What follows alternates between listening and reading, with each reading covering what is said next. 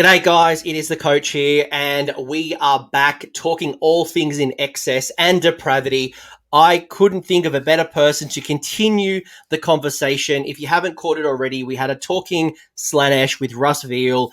We really looked at things at a Slaanesh keyword level, but we're going to double down. We're going to get into the master of depravity, and I have got somebody who has been playing Slaanesh for a long time now, and I got to a point that at one of my events a few years ago in the old Slaanesh book, you generated over 200 depravity points in a single game at my tournament, and then you beat it at a tournament a couple of months after that.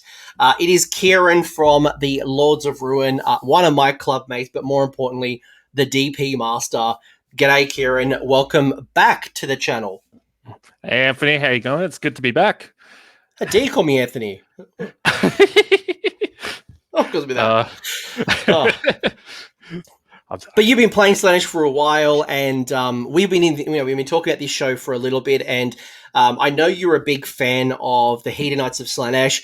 I ran a one-day a couple of not long after this book dropped, and I allowed you to run it because I'm like, I want to see what these guys do. You know, forget the FAQ. I want to see what Slaanesh does. And you've been playing with this book for a little bit now. I think you mentioned offline, was it 3 or 4 events? Yeah, I think it's 4. I think it's 4 events. Yeah. Your 1 and 3 Hall of Heroes ones, I want to say. Cool. So yeah, we've had a lot of one-day events kind of kicking off. How have you found this book so far? I know the community seems rather mixed in, look, you know, it's not the old book. We get it. You know, Locus has changed, Depravity has changed. You've had mortals added to the book. You know, Keepers of Secrets don't command point themselves and, you know, use their command ability. Things have changed. But talk to me about your journey from going from old book to new book. What have you learned? What have you found? And why do you keep persisting?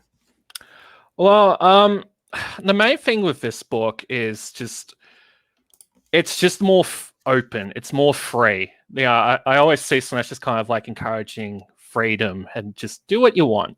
And this book really lets you do that, because the old book, the way like summoning, because summoning's kind of the main mechanic for Slaanesh, the way summoning worked in the old book, it was tied specifically to your heroes. So in the old book, I mean, we all did it. I did it.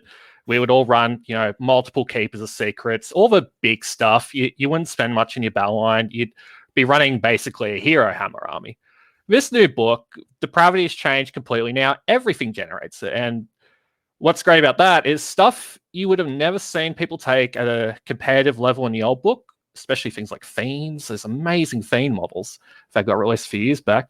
Now you're going to see them a lot more. And you've got the mortal side of Slaanesh being represented now. You've got so many new units, like over 10 new units or something crazy added to this book. The book literally doubled, and then to Season for Taste, they decided to add an extra 2 models coming soon. So depending on when you watch this show, the twins may or may not be out, but yeah, they literally went from demons only to having mortals as well. And I guess what's kind of cool is you're not forced to choose demon or mortal. You can have a bit of both, which I think is pretty exciting, as you said. Yeah, exactly. And like one of the things that drew me to Slaanesh was the character Celeste, and Celeste's whole background is a kind of a union of mortals and demons. It's mortal who became a demon prince with the help of a herald, and basically they lead a united force of demons and mortals. And it's like in the old book they had rules for that, but not the models. So it's just, yeah, let's run a whole bunch of demons with his character wants to lead both, but there's only demons. But now you've got all these mortals that they can lead around. It's like, as a person who loves Celeste, it's like dream come true. I love it. No, I dig it. You're right. Like I got to play a bunch of Slaanesh armies in the past, and I could name probably 90% of their list that have 3 minutes of units of 10 battle line demonettes. They would have a contorted epitome. They'd have 2 Keepers of Secrets, maybe a third, but normally they would summon the third. They would, you know, like you could literally name almost the entire army, and there wasn't a lot of variety. And I think that kind of made the experience just even worse. But talking to yourself, talking to Russ, looking at my Discord and seeing the Slaanesh list being created, you're right. I'm seeing Blitzbarb Archers. I'm seeing Fiends. I'm seeing Hellstriders. I'm seeing Like there are so many units that are available, and I think you're right. Like when I look at the types of builds, the Seeker Cavalcade and even the Revelers or Supreme Saberites were probably actually, you know what? Most people only kind of built the Supreme Saberites and, kind of maybe tapped into some of the others. Now you're starting to see the Depraved Carnival, the Nobles of Excess, and I think from a list variety, staying around in the army for longer, I think this new book is going to give you the tools to enjoy and kind of respond to the meta and not just force locusts down someone's throat and make them smile. Yeah. The problem with the old book, just if I'm running keepers all the time, I'm not really having that much fun, and my opponent's not having much fun because they're playing against the same thing over and over and over again. And yeah, the old locust was just like, I make you fight last on this 2+ roll, and I get to fight twice before you get to fight me, and my units fight you. And now rules have been changed, in some cases for the best, some cases for the worst. Some cases it's like it seems like it's worse, but really it's just different. It's just the way you have to use is different. And keepers are like the best example of that, but they're still great. If someone tells you keepers are bad now, I think listen to them, but I disagree. I strongly disagree. I think they're still great. They're still a pivotal part pivotal part of the army. And so many different ways to play now. So many different ways to expand. I think your point, and it was kind of talked about in the show with Russ as well, is you can't just pick up an old list from the first battle tome and cram it into the second one and make it work. I think you've got to really look at this with fresh eyes, use the experience from your previous time, but look at this as a brand new experience to go, right, how do I make the most of my depravity, of my locust? What are the hosts that I want to tap into? What's my types of builds? What are the units that I want to, even if this is your first time joining Slaanesh, what are the types of units that I want to build around, and what are the rules that synergize really well? But overall, I love the new models. I love Glutos. I brought it in for my Daughters of Cain Force, not as Glutos, but as a model. But do you want to talk rules? Let's go through. I'd love to hear your. And I know. Russ and I had a very robust conversation about the rules. So, but I do want your observations. I want to hear how you're looking at these, maybe as a list building tactic, how you're thinking about this on the tabletop, or any of these even that important. And before I kind of go into, well, actually, you know what? Let's just go straight into it. So the first one you're going to get is your Host of Slaanesh, which is essentially a sub-allegiance. You've got your 3 that are in the book, the Invaders, the Godseekers, the Pretenders, and then you've got the 3 that are currently in Wrath of the Everchosen, the supplement from 2020. Kieran, when you looked at Hosts of Slaanesh, what's your take? What do you like? And give me your observations. So what kind of drew me to Slaanesh is Celeste was a big part of it. And just kind of a focus on heroes, but obviously as the book got stale and stale, it's okay, enough hero hammer. But what was really cool was all the armies I play tend to play not with many CP, and that's what drew me to Invaders. Invaders is one of the quickest generating command point factions I think in the game. It's crazy. But other than Gits, I'll CP you to the 9. Yeah, I think you would have me beat as Gits. So Invaders, I love the kind of thematically just the way that you have up to 3 generals and they're kind of all vying for supremacy at the host. They bicker with each other, and just the way that's kind of represented on the battlefield is really cool. But so I'm an Invaders boy. Lurid Haze, the kind of extension of Invaders. I've been dabbling in that too ever since Wrath of the Everchosen came out, and that's a really fun alternative way to play Invaders. I think not necessary, but it's a very good way to build your army. And then you kind of get the other 2 hosts, which I haven't played as much. I prefer my Invaders, but they're kind of all 3 hosts unlock kind of different ways of playing. it doesn't radically change how the army plays, I would say, but like kind of Invaders has like a bit more of a focus on your heroes. Say Godseekers, I think, is more of a focus on like your faster elements. It like and your summoning. You get summoning a bit quicker in Godseekers, I find, and your summons are better. It's just a +1 to charge rolls from Godseekers. Like that's great for summoned units. And then Pretenders is kind of the opposite Invaders. It's more of a focus on one hero, and that one hero, you know, is pretending to be Slaanesh Reborn. They're going around saying, "Hey, follow me," and they're just this super powered monster. And like, they're all cool kind of ways of building the army. And then again, yeah, like Lurid Haze, Faultless Blade, Scarlet Cavalcade, they just kind of change how those three sub factions work a bit, and kind of just unlock new ways to play. So you can build the same Slaanesh army, like the same list, change the allegiance, and it will play mostly the same, but with some really cool little differences that aren't obvious at first glance. Like just Pretenders, like you have a hero that no one's going to want to fight. Invade, you have all the CP in the world. You can do whatever the hell you want with the Godseekers. You're just that much faster. You know, all this crazy stuff. Yeah, so yeah, that's cool. That's good to know, because I think when I pick up sometimes a battle tome, you'll have one or two really good builds, and one of them, like, you know, Cities of Sigmar, perfect example. I don't rate Grey Water Fastness. I don't rate the Phoenician. They're the two ones I just like will never touch. But what you're saying is that you're currently thinking Invaders, Godseekers, Pretenders, as well as the Wrath of the Ever Chosen equivalents, all have their place right now in the Slaanesh build. Yeah, I think they do, because they kind of reward different ways of playing. Like Invaders tends to be kind of, you can play it really defensive or really aggressive. Godseekers very aggressive. Pretenders kind of a bit different. Like Pretenders kind of rewards big demonette blobs, so it even changes up your army selection a bit. Whereas Godseekers maybe more cavalry. Invaders, I love Fiends in Invaders, stuff like that. It's nice to see Fiends starting to come up into lists. But you mentioned Demonettes, and that's probably a nice segue into a rule that probably really rewards the Demonettes, which is the Euphoric Killers, where if you've got the unmodified hit roll being a 6 for Hedonite models, it inflicts 2 attacks. So really building up towards the Depravity generation.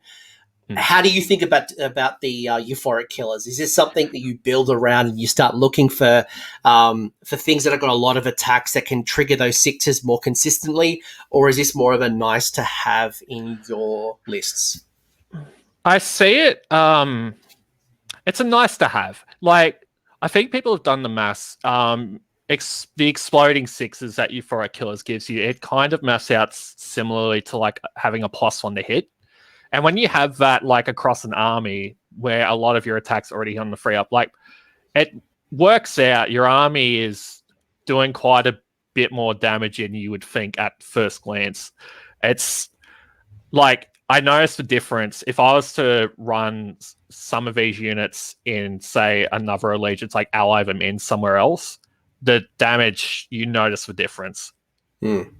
I think the challenge, though, that I think about, and Kieran, you correct me if I'm wrong, but if you double down too much on Euphoric Killers and getting more and more and more attacks, the risk of losing the Depravity when you start kind of removing people in Battle Shock and not being able to generate Depravity is almost like this pendulum where you want the extra attacks, but you don't want to go so much that there's overkill and you don't generate Depravity. Is that a consideration for yourself? In a way, I kind of look at it as you don't want to take super big killer units unless it's something you need to, like, if you need to wipe something off an objective, then I'll eat the Depravity loss, you know. But I think a lot of it Slaanesh units kind of work well in small size where you don't want to. Yeah, you kind of want to be trading. Like, it's like a kind of grindy kind of playstyle, which is, when you think it's Slaanesh, that's not what you think. You think that's more of a Nurgle thing. But especially with the new models, like a lot of Slaanesh stuff is really good at doing that, where their saves might not be great, but they have like all these like debuffs or extra rules that help them kind of survive. And they do good damage, but maybe not as great as, say, like Khorne, but still good. And it can be like, if you need to wipe something out, you've got the damage if you want to build into it. If you don't, if you want to play that kind of attrition, depravity style, I think it's perfectly good for that too. And I think that was the feedback in the other video, was not to double down too much on, big blocks of 30 demonettes, but rather, the multiple small units was probably a better style, just for a number of reasons. Yeah, like demonettes are one of those units where like 10 of them, they do decently, but like once you get to 2030, it's like they're really terrifying. When you get to that triple hits on the sixes, like stuff really does just die. It just depends what you need, really. One of the biggest changes that people are a little bit struggling with, or maybe don't see the value, I actually really like the new Locus. I'm a big fan of the new Locus. Look, if I picked up this book for the first time and I had no experience to the old Locus, I think this is pretty good. Being able to stop an opponent from piling in, especially like, reducing the amount of attacks being thrown at me, being able to pin somebody and do maximum damage from the side. That can be quite powerful. How have you modified your behavior, your play style, your list building when it comes to Locus? So the big thing is old Locus, the reason everyone hated it, I think Slaanesh players included, was you could literally just push your big stompy Keeper's Secrets up right in the front, and you did not care about positioning. You'd just be like, come at me, bro. And your opponent, if they weren't, like, say, they don't have much shooting or magic, they're a combat army, they'd be forced to go into it. Then your Keeper just goes, well, on a 2-up, you strike last, I get to smack you twice, and I'm a pretty big scary monster. I'm probably just going to wipe you out before you get to do anything. Now you can't just go, hey, my keepers have this kind of safety net mechanic that just ensures they're going to get to fight. They're always going to get to fight. Now, if someone charges you, they're going to be fighting before you.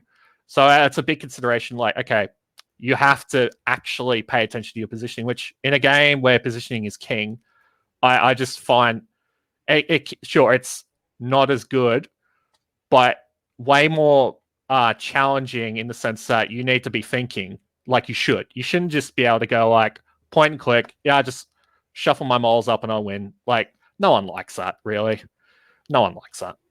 I think one thing that's really cool about this as well is there's been plenty of times where I've scored an objective off my opponent through the pile-in process. I've got a charge that's just enough, and I've been able to get more models onto the objective through piling in. And this is going to help deny significantly people piling in, getting an objective. And then, as you know, things like keepers are very killy. So, or, Sigvold or Glutos or whatever it might be. The base of Glutos alone, being able to like sit on that objective, deny so many bodies. And then if you can stop someone from piling in, then good luck to you. Yeah, especially because like even so many times people will make a charge and they'll get like one model in, and then they're going to be relying on their piling to get everything else in, and then you just go, nah, none of that, please. And suddenly, what looks like, say, an easy objective grab or an easy kill for your opponent, all of a sudden it's not easy at all. It's probably not going to happen. Pardon me. There's another really funny thing. Like if you're fighting someone who has double pile-ins, well, they can't double pile-in. They can't move at all. That rule's not going to save them. Yeah, obviously, still things like your Bloodthirster, that it's an incessant rage Bloodthirster that can pile in 6, and your Sisters of Slaughter are going to pile. They're obviously going to avoid this because it triggers before the end of the charge phase, or it triggers before their abilities get triggered. But for most people, they don't have a lot of responses, and yeah, exactly. And like, there's also just waging game. Like the thing to keep in mind, it's not so great if you're fighting like a monster. Like against like big single models, like it's not going to make too much of a difference unless it's like they're going to try and pile around to hit something else. Like in which case, my Gargants, I just sit there, go, cool story, bro. Like I've got 3-inch attacks. Like I couldn't care less. Exactly, yeah. It's like against monsters not so great, but like against small units, like even just when you start combining it with other rules in the book is when it just starts, you really start to see just how good it is. Like Slaanesh, speaking of 6-inch pylons, Slaanesh has its own kind of way of doing that. They have a few units of their own, a battalion rule that can do that. And you can literally set up these 6-inch pylons. You can pile in, you can locus a unit first, then in your fight phase, use a 6-inch pylon to pile in just outside of whatever unit you're tagging, like outside of their weapon reach. They can't hit you back, but a lot of your units that can do the 6-inch pylons, they have like a 2 or 3-inch range in their attacks. They can attack them freely without any worry about counterattacking. And you can also use it to just go like, yeah, I'm tagging you. If you can't retreat and charge, you're stuck. Yeah, I think you nailed it on the head a little bit earlier. That Slaanesh, from a playstyle perspective, used to be like hitting your opponent with a sledgehammer. You would just, it didn't matter where you hit them, you just ran as quick and hard as possible, and you just hit them with blunt force.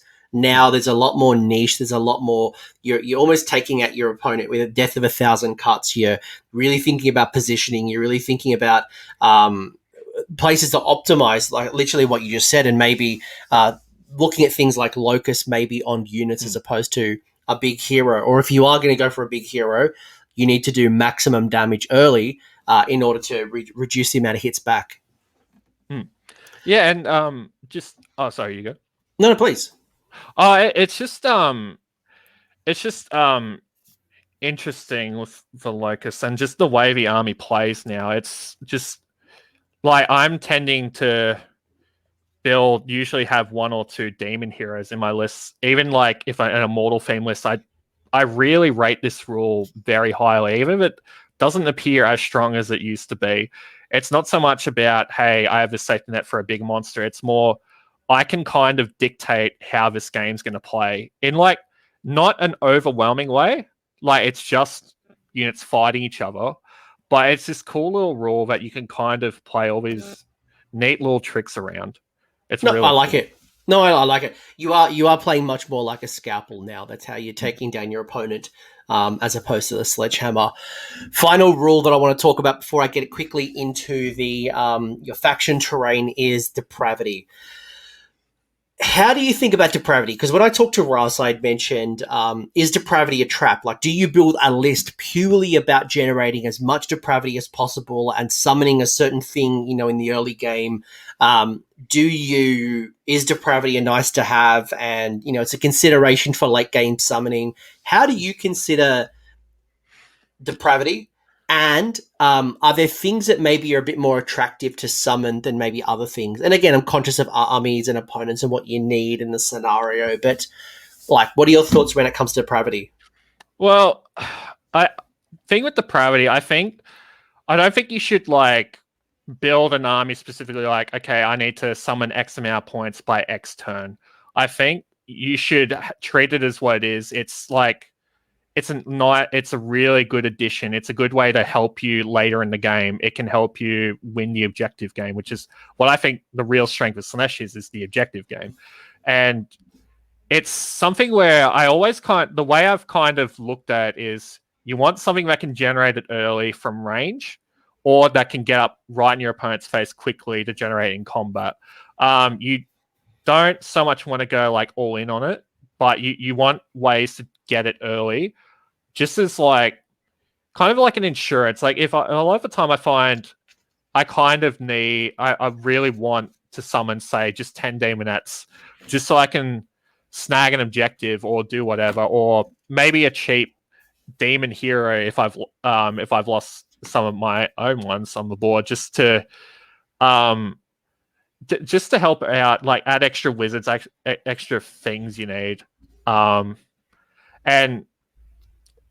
it's just the way it works is just so different now, obviously, because it's not tied to your heroes, it's tied to everything. It's your opponent's army, it's your army.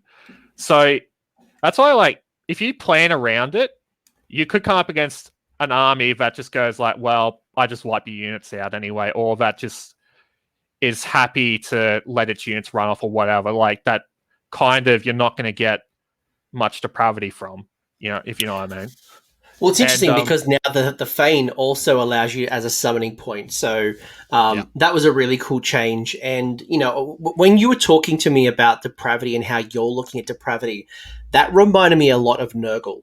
Mm, Because I think initially in the old style book, I noticed a lot of Slaanesh players were summoning early, almost like Flesh Eater Courts. You summon up your hard-hitting units first, as quick as possible, get that extra keeper, that extra block of, demonettes or whatever it might be, and use it in addition to those double keepers or whatever it might be and hit that person in turn 2 really hard. That was kind of how people like to do it. Now, what you're seeing sounds more like what Nurgle does. They're generating slowly through the Garden of Nurgle. When attrition starts to hit the battlefield and there are less bodies on the table, or you're losing bodies or you're losing an objective, you can summon some bodies, a small hero, whatever you need towards the later end than yep. what it used to be. Yeah, it's more of a toolbox mechanic than a straight just I'm going to keep replacing what I lose. Like, you can't, having played Celestin Host especially, so knowing very much the intricacies of the old summoning, new summoning is not as fast. Like, I think even if you lean into it, it just can't be as fast as it used to be. And it's got the new hard cap of you can only summon 1 unit per turn. So that's why I kind of feel like trying to go all in on like, hey, like I'm just going to summon.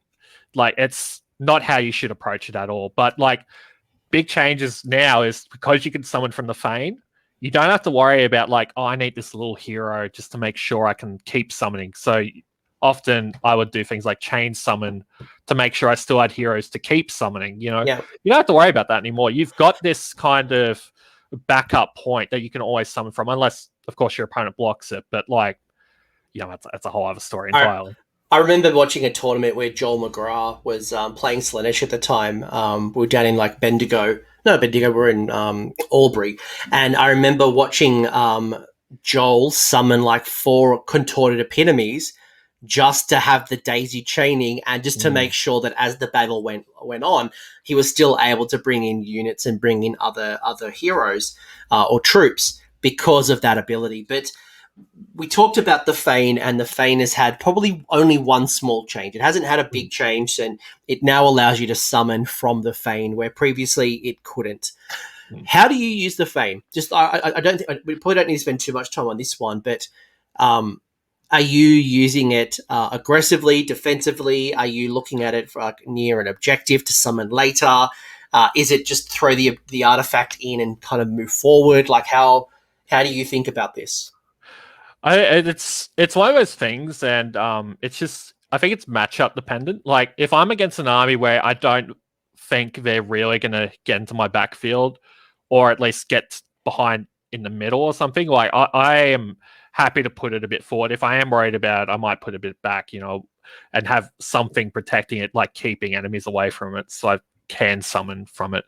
But generally, if I've got like a little hero that's, say, happy to hang at the back, like say they're like an Infernal and Rapturous is a good example. She's got a big aura. Like, her main thing is she shoots and she has kind of an anti-magic bubble. She, depending on, like, if you put your Fane up aggressively, she can sit near it. She can stab herself in it, get plus on the hit every turn. And that's another minor change it saw was now it gives you plus on the hit instead of rerolls to hit. In some cases, it's better. Other cases, it's worse. That's but right. yeah, I like, remember. yeah. But yeah, for like a hero like that, like, I'm happy to just keep shanking themselves every turn just to get that extra depravity point from them, just from taking a wound. Other situations, I kind of just leave it alone. Like, I might shoot if I think you're getting to combat that turn. I might shoot a hero, like have them, plank themselves, go up. Fine enough, the artifacts I use are rarely the ones I want to throw in. So usually I'm not just sacrificing an artifact and just giving them a buff for the whole game. But that's because I play invaders, and you don't really have artifacts you want to lose. And in some of the builds, I have seen people building around a battalion, not because they want the battalion, they just want the extra artifact because, you can sacrifice an artifact of power to the Fane, and if you do so, you get a buff. So on a 2+, you're going to get a buff. So on an overall of a 1, it's a bit of a sad moment, but I've never had that happen. When it happens, though. Look. All I can say is I'm really looking forward to, as a Mega Gargant player, smashing your Fane. That's something I'm looking forward to. Well, I got to get to it first. So we're going to talk about some of your lists, and you mentioned earlier that you can take your types of lists and put it into the other types of hosts, and obviously you could build around it, but that could be Godseeker, it could be Pretenders, but why did you take Invaders? And by the way, for anyone who's listening to the podcast, with Invaders, you're going to get you get two things really. The third thing, I don't know. I didn't really rate the third part that the Invaders host, the Invaders Hedonite host, just had a minor adjustment of the Epicurean Revelers and the Cavalcade battalions, but maybe you disagree with me there. But the two big things for me was obviously figurehead of the Dark Prince and the Escalating Havoc. So the figureheads of the Dark Prince allows you to have 3 generals instead of 1. One is always going to be the general, but there's some really interesting rules interactions when your generals are within 12 of each other. So it's all about incentivizing you to keep your generals away from each other as much as possible. And you're getting a depravity. No, it's a command point when they die. And then the other thing is the Escalating Havoc. So you're getting additional depravity based on positioning in your opponent's territory. So why Invaders? What drew you to Invaders? And how are some of these things being put into, as I mentioned, your list building? Yeah, well, so first up, the biggest reason was kind of a narrative reason. It was Celeste. Celeste is one of the big reasons I got drawn to Celeste. And Celeste is a very interesting war scroll, which we'll talk about a bit later. But basically, Celeste has this really amazing command ability that kind of makes all Slaanesh units near him immune to battle shock for that turn. And the downside to it is they're a named character, but to use that command ability, they have to be the general. So outside of Invaders, that would mean, say you're in Godseekers, you run Celeste, they have to be a general if you want to get use out of that command ability. And, Godseekers has some amazing command traits. You don't want to be missing out on those, Whereas in Invaders, up to 3 generals. So you can run a general, say a Lord of Pain. They can have your command trait. That's cool. They're like your main general. You can have Celeste as another general. That means they get to use their command ability. Then you can have like a 3rd general, or just you can have the 1 or 2 generals if you want, because it's up to 3. Yeah. And that was one thing I learned. Like when you sent me your list, Kieran, I'm like, wait a second, shouldn't be. And we're going to go through 2 of Kieran's lists in a minute. But when Kieran sent me his list, his first list had 3 heroes in it, but 2 were the generals. I'm like, wait a second, don't you have to have 3 generals? And it's up to 3. So, like if you want to deactivate one of those abilities and you want to actually have 2 heroes buffing each other or being within 12, you don't have to make one of them a general, which I think that's actually a really cool rule. Yeah, and where you'll see people really kind of like where that's really useful and helpful, that it's up to and not has to be free, is Keepers of Secrets. Keepers of Secrets have an amazing command ability that affects stuff wholly within 12. Obviously, if they're a general and you got someone else that's a general, they're not going to be able to affect each other. Your keeper won't be able to use it on that general. But keepers in Invaders, you tend not to want it to be a general. You want it to be just normal hero, just so they can freely go wherever they want and give the wonderful excess of violence wherever it's needed. And that was one of the other changes between the old book and the new book, is that the Keeper of Secrets can't buff itself. So that command ability has to be used on somebody else. So that's where I predicted people might run 2 Keepers of Secrets, like a tag team buffing each other, or you're using the Keeper as a buff to some other unit. I know Russ was talking about it with Sigvold, but Lord of Pain, whatever hero that you might want to buff. Yeah, exactly. And that's the other cool thing about the way it works, because they all count as generals. So the hidden value of that is that means when they want to use, say, the generic command abilities like Inspiring Presence, normally Inspiring Presence is you pick a unit with 6 or immune to battle shock. When they're a general, it's whole even 12. And what Invaders lets you do, it lets you kind of spread that love further. So you're not going to have these feel bad situations where you're like, oh, my hero's out by an inch. They're 7 inches away from a shoot. I really need to stand firm, hold fast. Now it's like, nah, they're an Invaders general. They're even 12. Cool. That unit's sit and put, And that's the other thing about Invaders that also has to do with the generals. Each time one of your generals dies for the first time, that's just to do with summoning. That's the only reason for that wording. You get a command point. And that's for each one that dies. So you have to say, if you have the one general, that one dies, you get a command point, or 2 to 3, whatever. Because Invaders is kind of the command point farm host, I like to call them. If you build it right, and you're probably always going to build it this way competitively, you're going to have command points, just like a fountain of command points. You can have so many to do what you want. Where are you spending them? Because are we talking about spending command points? Because a lot of things, especially if you're building demons, they got bravery 10. So you're not, unless you're going mortals. I don't remember the bravery of mortals off the top of my head. I'm imagining it's like 7 or 8 or 6 at best. It's mostly 6 and 7, yeah. Right, because I imagine in a demon focused Invaders, I'm probably spending my command points on re-rolling 1s, re-rolling charges, maybe flat 6s, and then some of the War Scroll command abilities. But I guess in a mortal list, you're probably going to have to think about Inspiring Presence that little bit more. That's something that people have probably never really been thinking about because, again, demons are all bravery 10. Yeah, exactly. That is how I see it, basically. Like, if I'm playing a mortal army, normally either I want to play Invaders specifically because I want to have enough CP that I can inspire stuff if I need to, or I want to be building around either Celeste or Gludos who basically solve your battle shock issues. But if I'm not building into mortals, it's like, okay, keepers. I want to be able to access the violence like 2 or 3 things a turn, maybe. There aren't many other command abilities in the army, funnily enough, like kind of on the demon side. But like, say, Gludos command ability, I want to be using that every turn, and then, like, especially if you play Lurid Haze has its own unique command ability for Invaders, which is amazing. You probably want to be using that every turn. It's like, you go from, I have to weigh up what I want to do to, I can just do it. Yeah, I don't have to worry about the cost. That's the big thing with my gits, because my gits were generating like 4 or 5 command points a turn.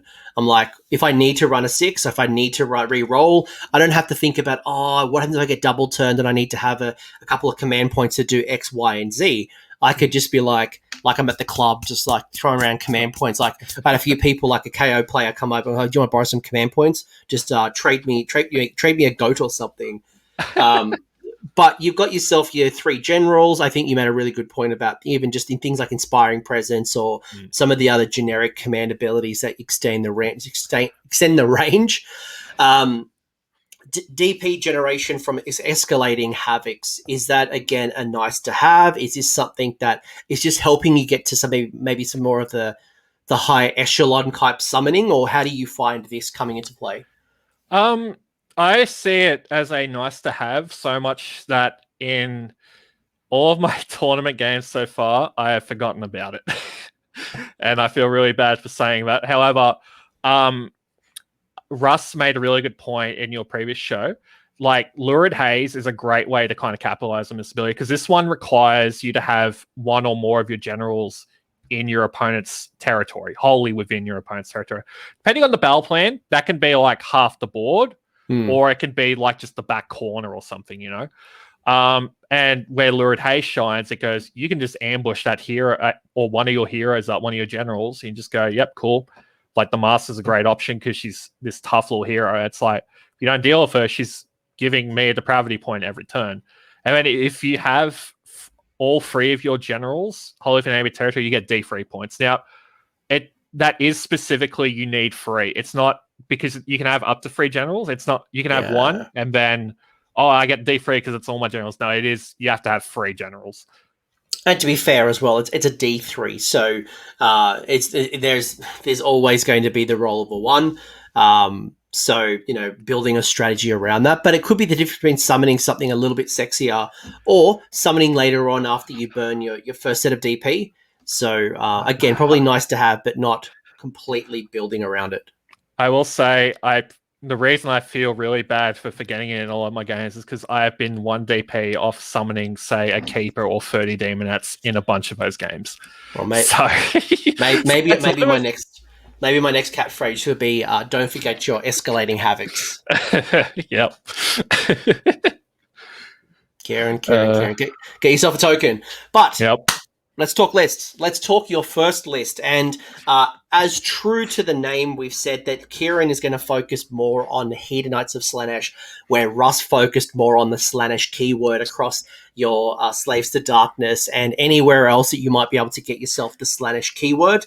But the first list that you've built is around the Nobles of Excess Battalion. So I'll read out the list and you can put some of this into theory for me, especially why you would choose certain things. So first off, you got yourself the Lord of Pain, which is one of your generals, got the command trait of Glory Hog and the artifact of the Rod of Misrule, the Rod of Misrule. You got yourself the Keeper of Secrets with the Sinistrous Hand, the artifact of the Icon of the Infinite Excess, and the spell of Progny of Damnation. You've got yourself Celeste, which is also a general. So you've got 2 generals. Keeper is not the 3rd general. The Keeper is not a general. And the Celeste also has the Born of Damnation spell.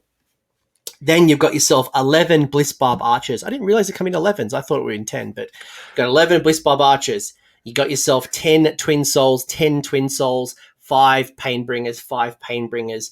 The Twin Souls and the Painbringers, correct me if I'm wrong, are wrapped up in the Nobles of Excess Battalion, coming in at 1970 with that free CP from the Nobles. So I haven't played against the Twin Souls and I haven't played against the Painbringers. I've read the War Scrolls, but I've actually had no practical experience. Talk to me through this list. Talk to me why you've built around Celeste and friends. All right, so the thing I love more, like the most with the new range of mortals are the Painbringers and the Twin Souls. Like the Slick Blades and stuff like that, they're really cool. But what really drew me with those mortals, what really got me like super excited was the Painbringers and the Twin Souls. So basically this army is what I want to run. It's what I would really want to run. It's all things that I think are just super cool. But also, I think it's an army that's people are going to underestimate quite a bit. So starting off, you got Lord of Pain. Lord of Pain's this decent little fighty hero. He's got a good profile. He's a decent little beat stick. He's got what's kind of cool about him though. He's got this cool little rule where he reflects mortal wounds back on a 5+ every time he like loses a wound in melee. So just for example, I've killed an entire Varangard, just one Varangard, not a whole unit, but like just the Lord of Pain just kind of hitting him back basically just through mortal wounds, which is like, that's cool. But the other thing he does, the 2 main things he does, number 1, he makes the Simbarash and the Myrmidesh battle line. So especially when it comes to like this current General's Handbook, there's a lot of missions that give you like bonus points for a battle line unit capturing objective. Or there's some missions where only battle line units can capture an objective. And you have these infantry units that they're tough, they're fighty, but they're normally not battle line. And the Lord of Pain, you can make him a general, make some battle line. Now, as far as I know with invaders, what that means is, because he has to be a general, your general to unlock him as battle line. I think with invaders, I'm not sure, I might be wrong, but I think what that means, he doesn't have to be like the main general with a command trait to make them battle line. You could just run him as one of your 3 generals, and he would make them battle line. It kind of in the same way that like Celeste doesn't have to be like, is one of the generals, so they get to use their command ability as a general. Kind of a similar thing. And the other thing the Lord of Pain does, he gives mortal Hedonites through his command ability. He gives that unit reroll all hit rolls. Now, that's a great ability. Now, you might be thinking, okay, Simbarash get that every so often. Simbarash have this weird rule where basically they'll have it one turn, they won't have it the next turn, and they'll have it. But It's great for in those off turns. This command ability gives you those rerolls in those off turns, but then it's really good also on the Myrmidesh. And that's kind of the thing I want to say, like, this army, people will be surprised by it, because those little 5-man Myrmidesh units, Myrmidesh have, you have euphoric killers. You do extra hits on 6s to hit. But then in combat, they're on the to wound roll. They have a roll that lets them do a mortal wound in addition to a normal wound on a 6 to wound. So you have these guys that do 2 attacks each. They're freeze and freeze, mice on rend. There's a good profile. They have exploding 6s, both extra attacks and doing mortals in addition to the attack. And like when you start stacking reroll buffs on them, all of a sudden your little 5-man unit of Myrmidesh, this unassuming little 5-man, you're like, oh, they look cool, but they don't look that nasty. All of a sudden this little 5-man unit can just really start tearing stuff up. And that's like, there's other ways to get rerolls in the eye, which we'll get to. I was gonna say, I'm sure you're gonna tap into the Nobles of Excess, and I think one thing that's really interesting about Nobles of Excess is the language says it's re-rolling wound rolls. So it's not even re-roll failed wound rolls. So if you really want to fish for 6s with those pain bringers, and you really want to get more wound rolls, because I think, what do you wound on? You're wounding on normally wounding on 3s. Yeah. So you know, if you want to fish for 6s and just try to get as many of those additional mortal wounds out. Yeah, and it also means you're not worried about modifiers. There's not many mice on the wound modifiers in the game. Slaanesh has one of them, for example, but it's just a nice little, like, reroll always better than reroll failed, because yeah, exactly. If I'm fighting someone that's got like a 2-up rerollable save, or like they ignores rend and has a 2-up save, then they go like the Lumineth Spirits of the Mountain when they get buffed in Geometrica, stuff like that, and a buff Dark Hound, whatever, with Mystic Shield. These guys, you can just go, okay, all right, I'm not going to hurt you too much with my normal attacks. I'm just going to fish for 6s. I'm going to reroll, fish for 6s. And just in general, though, just those little 5-man units, I've tested them. When they're rerolling all hit rolls, rerolling all wound rolls, they really just put on the hurt. And it's this little 5-man unit that, again, your opponent's not going to expect it.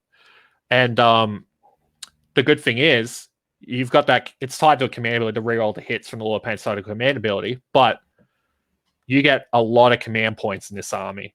Basically, so the Lord of Pain has the Rodimus rule. Every turn, you roll dice in each of your turns on a 1. Your opponent steals well, not steals, but they get a command point. It's like, oh, that sucks. But any other roll, you're either getting 1 command point on a 2 to 5 or D3 command points on a roll of 6. So you consider you're getting a command point every turn just from playing the game.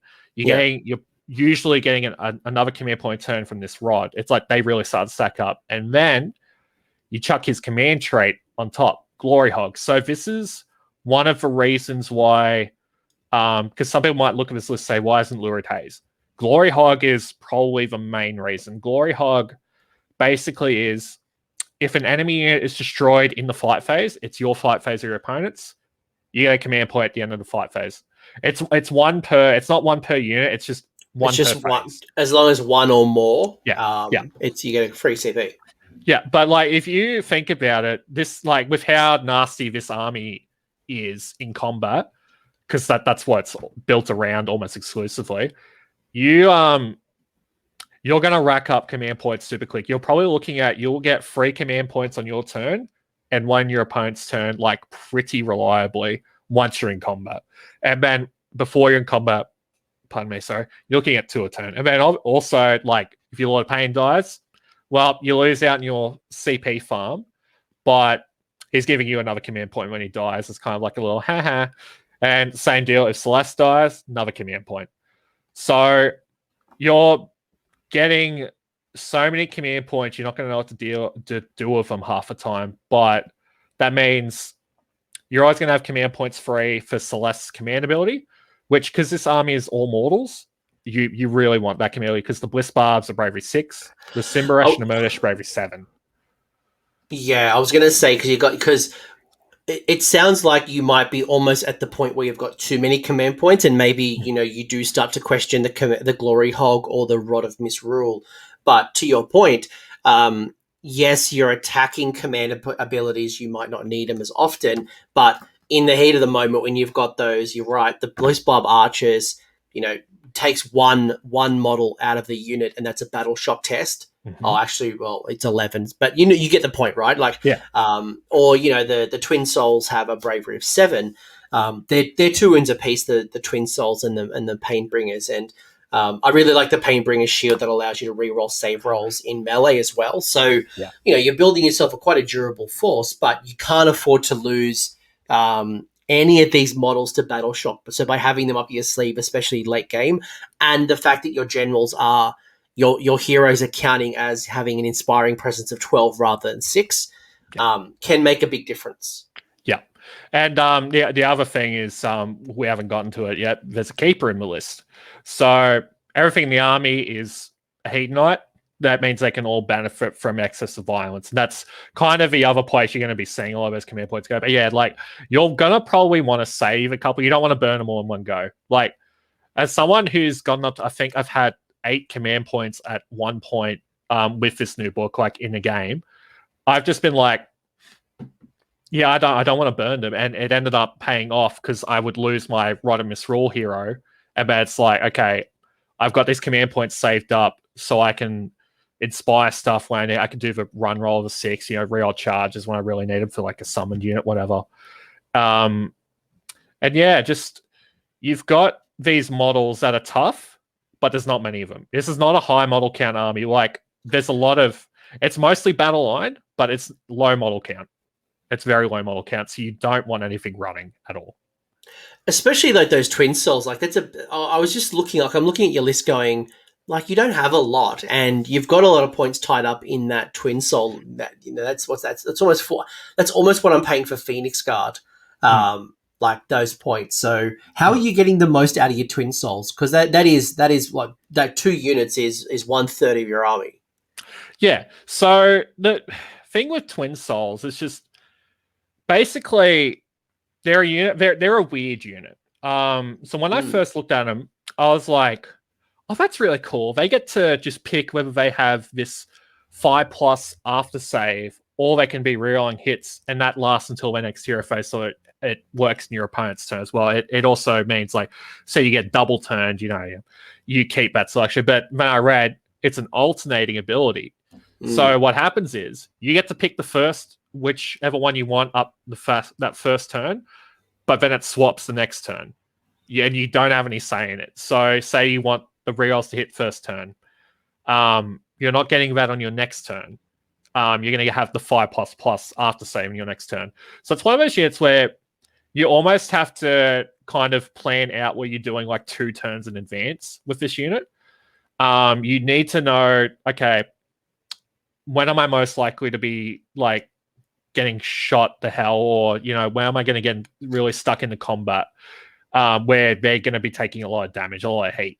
That's when you want that 5++ active. So you might want it on turn 1, even though you're not going to get any use out of it, but just to make sure you've got it on turn 3 when you think, okay, that's when everything's kind of really going to get really chaotic. I was going to ask you, my first assumption would be turn 1, 3, and 5, I would have the ignoring wounds and mortal wounds on a 5, and then turn 2 to 4, I would go for the re-rolls to hit.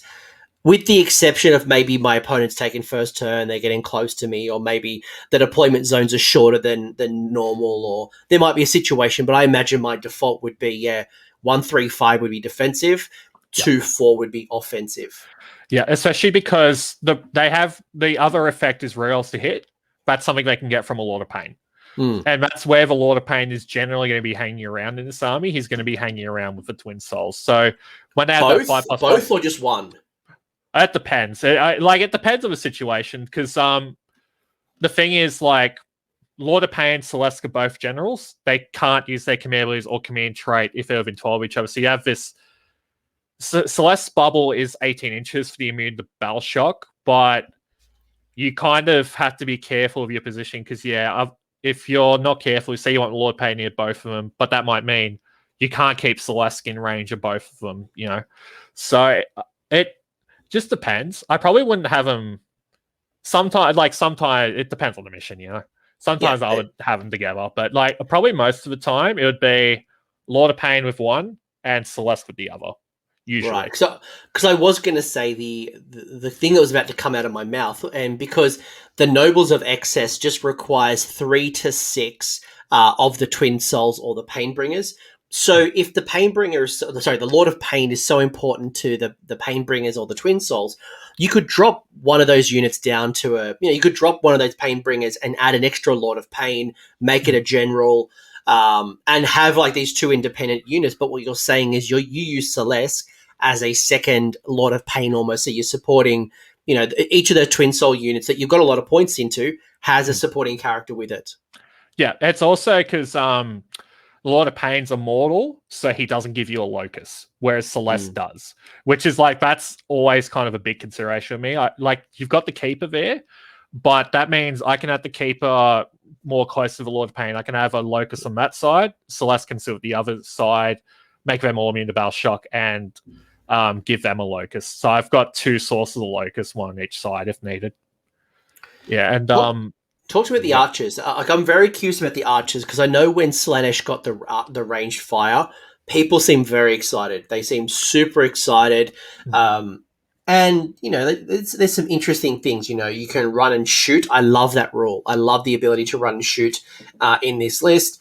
And the fact that it comes with 11 models is fascinating to me. But you also get +1 to the wound rolls, while the homunculus, which I imagine is the leader in the unit, is there. So... the way Bliss Barbs work, and the reason they're 11, so you get 10 archers, and you've got, I think they're called a High Tempter, who's like the leader archer. She gets so she gets an extra shot for both. So then you get the 11th model is the homunculus, who gives you that really cool little buff. So what you get, Bliss Barbs are, so yeah, first up, they are expensive.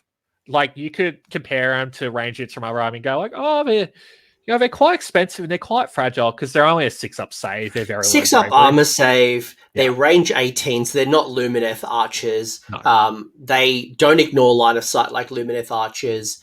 Like my handgunners in my Empire army or my Free Guild army are coming like 100 points. Yeah. So like, I'm looking at this going, yeah, that is expensive. That's...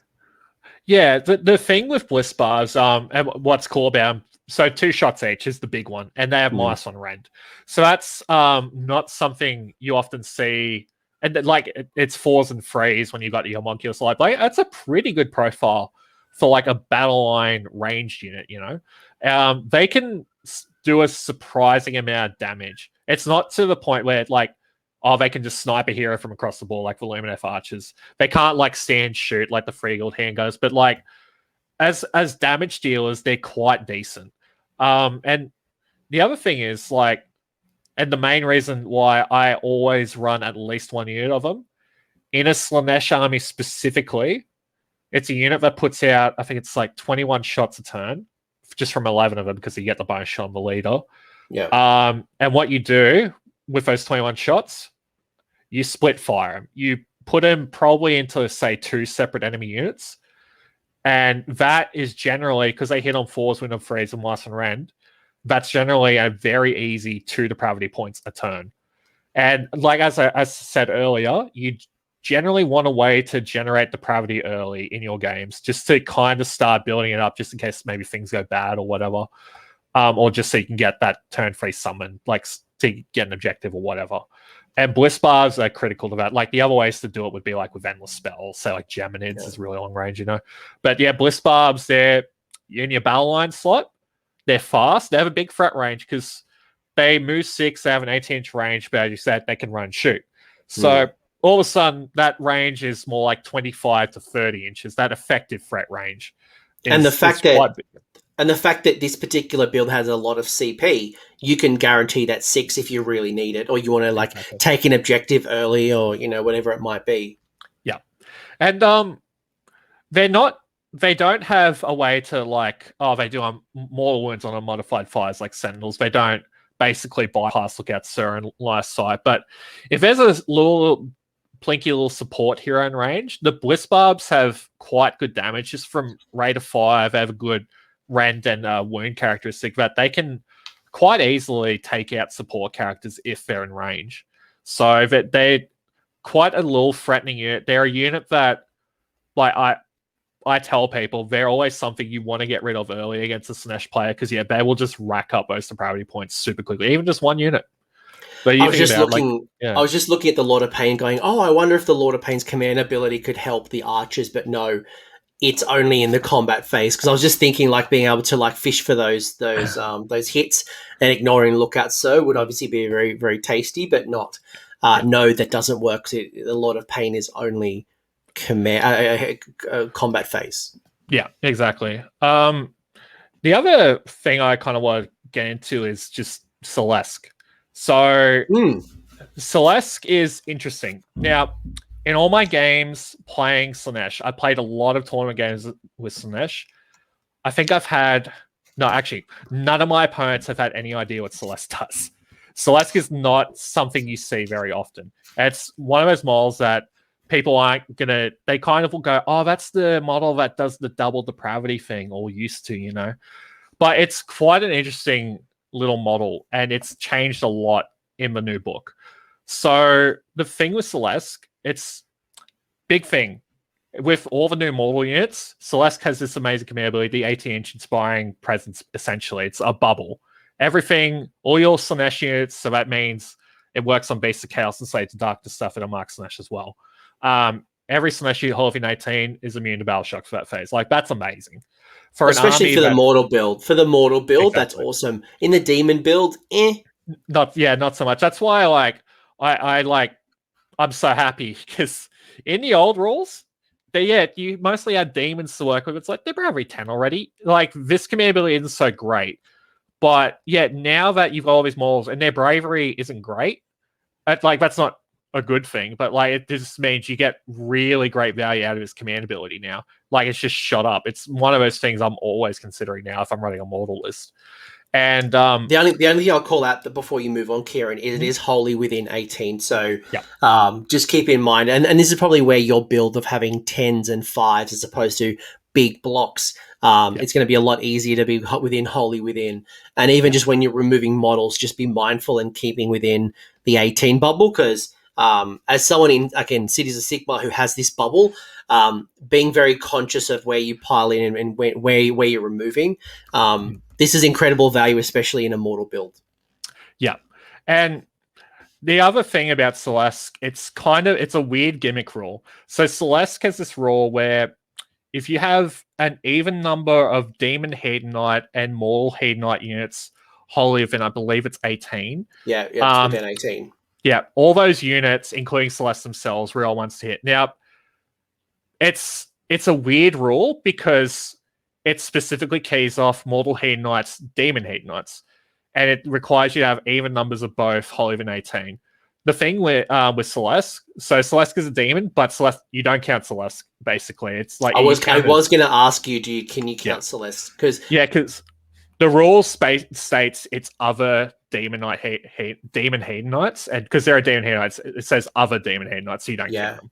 Yeah. So this list, it's harder to get the use out of it, but like as I said, if Celeste is on one flank, you could have situations where Celeste is say in range of the keeper and maybe one of the units. Yeah, I was going to say, all of a sudden you have real ones to hit for free. Or when you start summoning stuff, if you summon stuff near Celeste, you can have get the balance that way.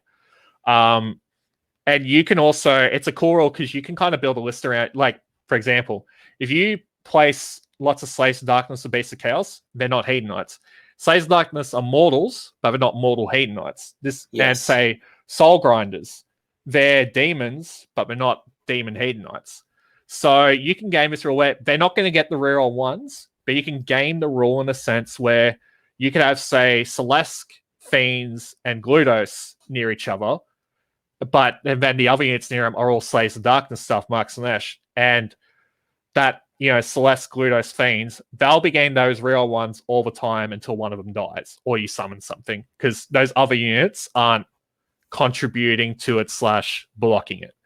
That's just like, it's this neat little bonus. It used to be a command ability, but so like it's harder to use, but the value of the other command ability they've got shot way up. So, and you can kind of abuse it in a way, like you can position Celeste in a specific way to try and get benefit out of it and so on and so forth. But the other thing is with Celeste, and the other reason why I would take it over, or them over another Lord of Pain, for example, it's not just the Battleship community, it's because they're a really nasty little combat hero now.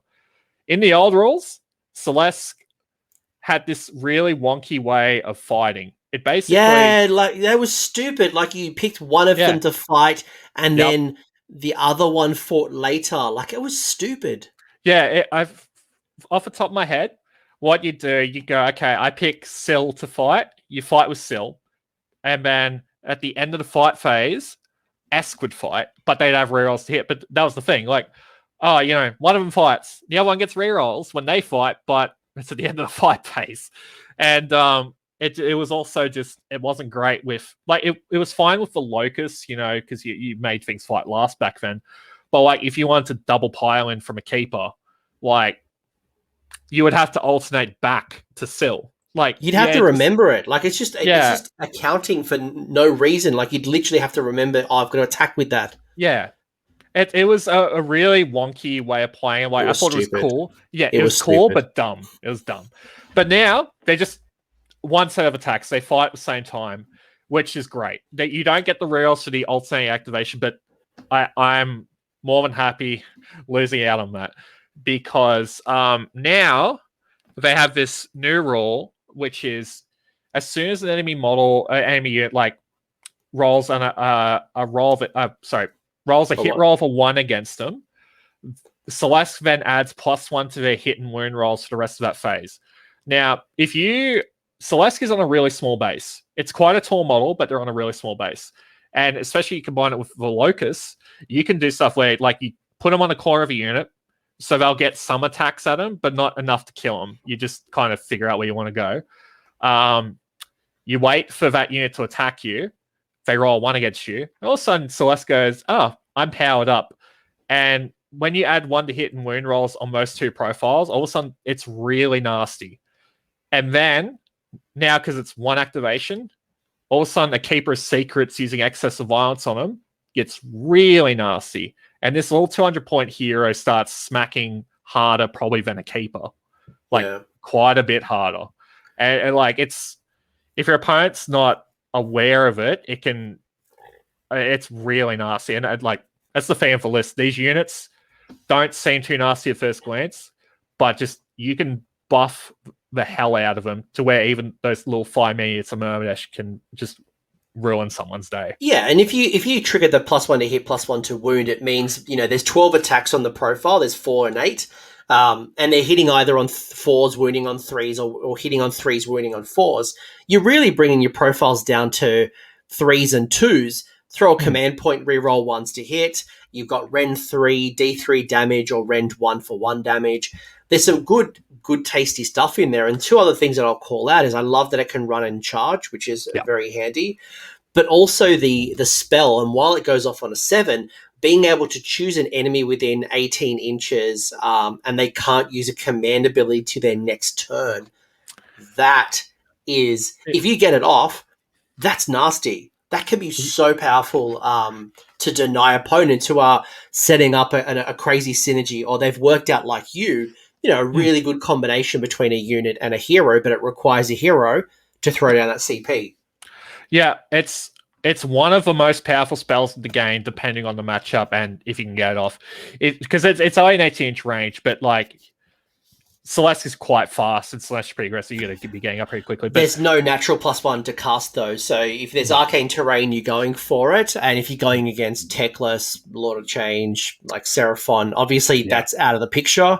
But like, one of the best examples, if you can get it off against, say, a Legions and the Gas General, they can't summon their dead units back anymore.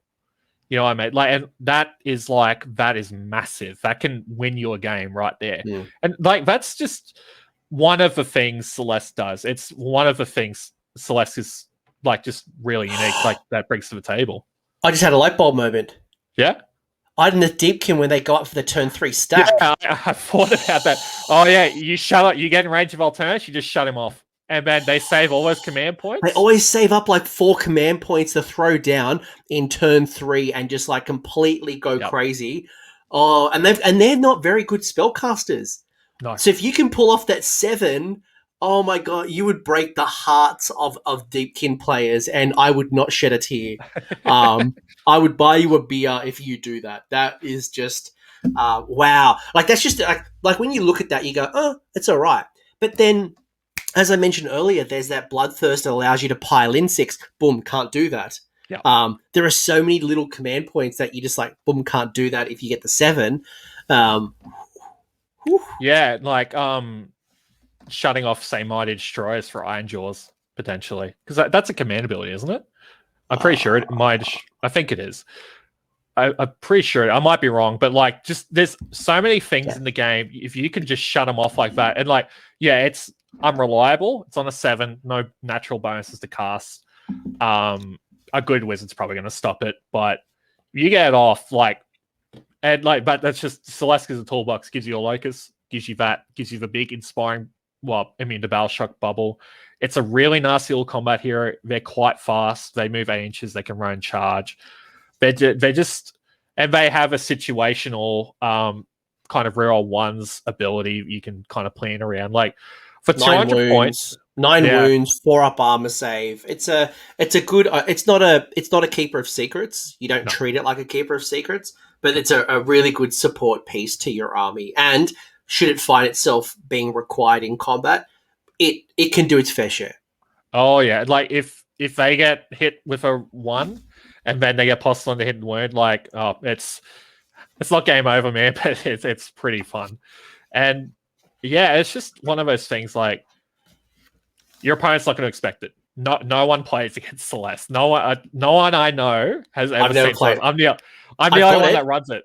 I painted one. I was going to use it for the Ever Chosen painting competition, but I've never used it. I've never painted. I've never even played against a Celeste. So that's a really cool shout out. And again, another thing maybe for people to revisit and reconsider it in their army. The only thing I want to call out, Kieran, before we move to our second list, is that the Nobles of Excess, I did mention earlier that it is 3 to 6 units of Painbringers or Twin Souls in any combination, and it's going to allow you to reroll wound rolls for attacks with melee weapons if they made a charge move in the same turn. So it is a little bit dependent on requiring a charge.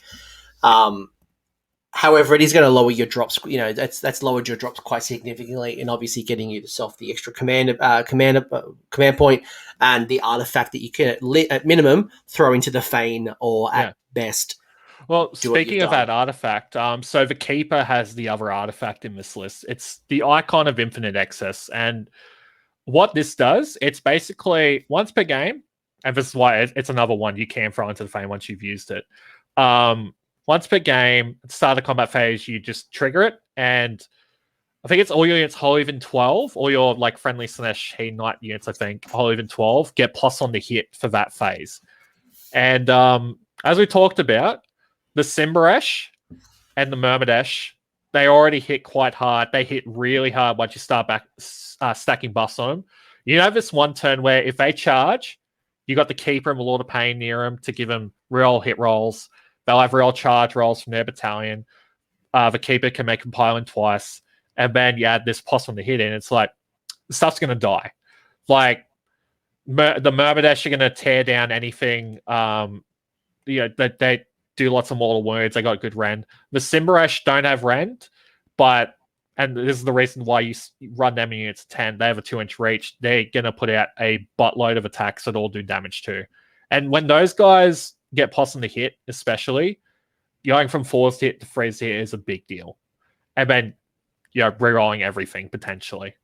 That's just, you can really supercharge the damage of every individual unit in this army. Not so much the archers, but the archers serve a different role. I think when you're taking units of 10 and units of 5, you've really got to extract the value because you don't have the big blocks of 20 or 30s. You don't have super durable. You really want to squeeze maximum value and maximum synergy. I was just looking at the icon, and yeah, it is 12 inches. And the other icon, the other artifacts within Invaders, I'm not really a big fan of. Maybe the gem where you roll 3d6 against the bravery, and like it's all right. Like I think the two ones that you've chosen are probably the best ones in my opinion. Yeah, and like say this is why a lot of people go for Lurid Haze just as an example, because invaders icons aren't invaders artifacts aren't so great. Basically outside of the rod, and then you got the icon which kind of fits like a once per game like super buff strat. You don't mind losing out on those other artifacts having to take a mandatory one, because as long as you get the rod of misrule, you'll need to take a battalion to get it. Yeah. You're set. You're golden. You got your CP farm. You're happy. And that's why some people just take the artifact just to chuck it into the Fane and just move along. But exactly. Is there anything else you want to call out in this particular list? We've been pretty robust in talking about, I guess, the Lord of Pain, the Keeper of Seeker. It's Celeste. I'm sure lots of people would be happy for me not calling it Celesky. I seem to trigger people occasionally by calling. There's an E at the end. I didn't read. It doesn't say there's a silent E at the end. Don't judge me, people. The archers, the twin souls, the pain bringers, the battalion. You get yourself maybe not quite enough to get yourself an interesting endless spell, but it could be enough to get yourself a triumph. There's a good chance that you'll get a triumph at 1970.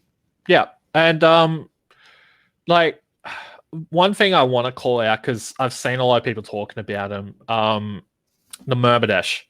So Myrmidesh are very comparable to Chaos Warriors in the sense that they're this unit that has a way of getting reroll saves. They have a decent profile. They're kind of like this stock standard kind of heavy infantry unit, but where I think people are underselling Myrmidesh, in a unit of 5, just 5. Your baseline minimum size unit. Those 5 are always rerolling saves in combat. That's a big deal, because what that means, if you're, say you need 5 of them to like guard an objective, and you're playing against an opponent that has units that like teleport, and they like will charge and try and steal an objective with you. If you have 5 Chaos Warriors stealing an objective, I love Chaos Warriors. They're not going to do any damage back to them, and then the opponent will either go, okay, I have more models than you. I take the objective, or they'll kill your Chaos Warriors. The Myrmidesh have real saves, which means most things that kind of do those teleporting tricks aren't going to kill them. And then the Myrmidesh hit way harder than Chaos Warriors. That ran Euphoric Killers and the Maulers on 6s are like, it makes a giant, like say Shadow Stalkers try and steal an objective from you. They'll more than likely steal it from Chaos Warriors. They're not going to steal it from Myrmidesh.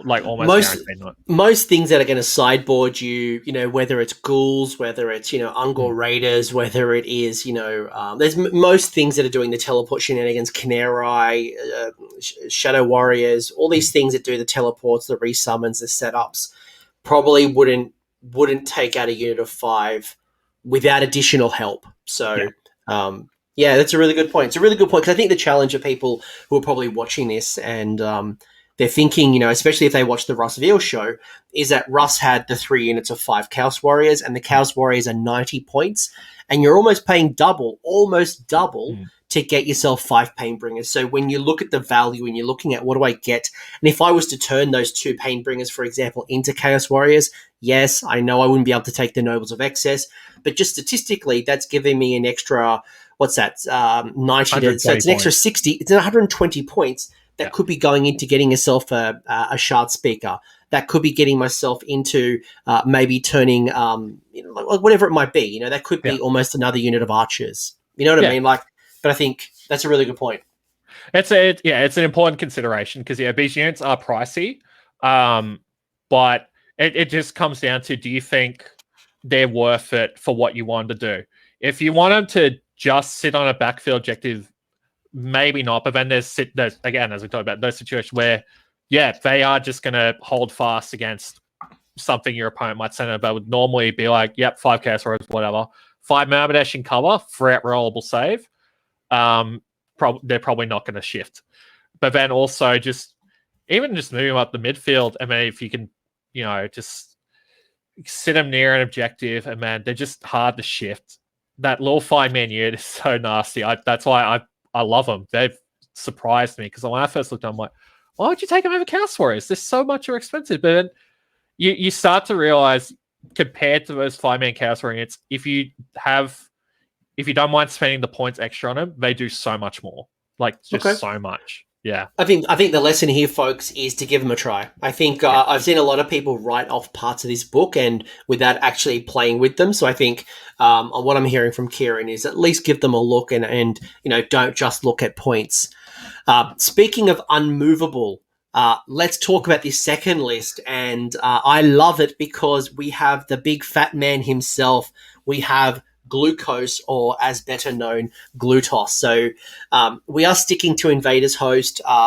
Actually, just really quickly, Kieran, that last list, if you weren't going to take Invaders, is there a second host that might work as well, or maybe complementary, maybe Pretenders, if you weren't going to take Invaders?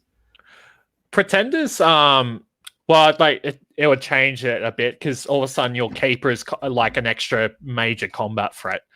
You wouldn't have the CP farm, but yeah, you would all of a sudden have this extra really big combat threat. Or if you went Godseekers, Nobles of Excess, you need to charge to get the buff. Godseekers gives you +1 to charge flat. That's a nice little synergy there, yeah. Yeah, of course it's not just picking it up and putting it in. I thought I'd just throw it in for anyone who is curious about the Godseeker or the Pretenders, at least. It would work, but I guess, as you said, Godseekers encouraging the charge, which would work with the Mimadash, or the Pretenders would support something, I'm sure. But let's talk list two. Guys, spoiler, I did say like 98% of this list will be within Hedonites. Kieran has brought in 1 unit, so I think bear with the bloke. He does have the Chaos Lord on Kakadrak, which is a general, got the Glory Hog and the Rod of Misrule. We know what some of those things do already.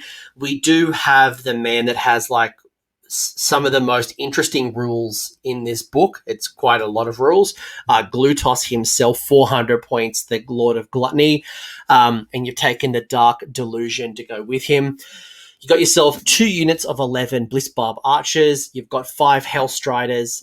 Very interested to hear why you've taken Hellstriders. You've got 6 Fiends. You've got 5 units, so 2 units of 5 Slick Blade Seekers within the Seeker Cavalcade. So that's coming in at 2,000 points. Got yourself 1 extra command point. Where do you start? I want to talk about the Fat Man, because I've got his War Scroll right in front of me. So I'm looking at this going, there's a lot. There's a lot of rules. There's a lot of turn-dependent rules. You've got your companion abilities. So if anyone who hasn't played with, let's say, Catacross, for example, if you've never played with Catacross and this degrading ability profile, it's an interesting mix. Double caster, got itself a nice little command ability, 18 wounds.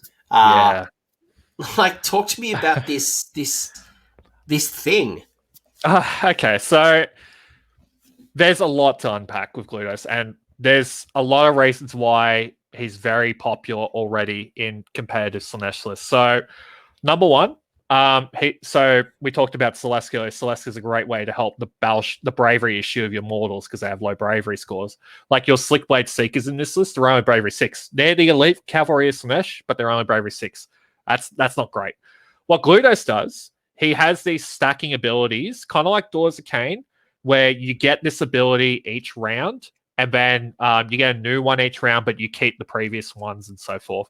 So on round 1, he gives +1 bravery to mortal Hedonites within 6. So if you're playing against an army that can do quite a bit of damage to you, say from shooting, like say you're playing against Ossiarch catapults and whatnot, they might kill a few of your Slick Blades.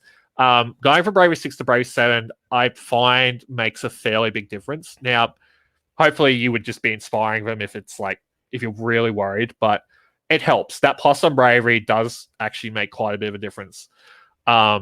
Especially because if you lose 1 model, you can't fail. Whereas when you're bravery 7, whereas if you're bravery 6, if you lose 1 model, you can fail.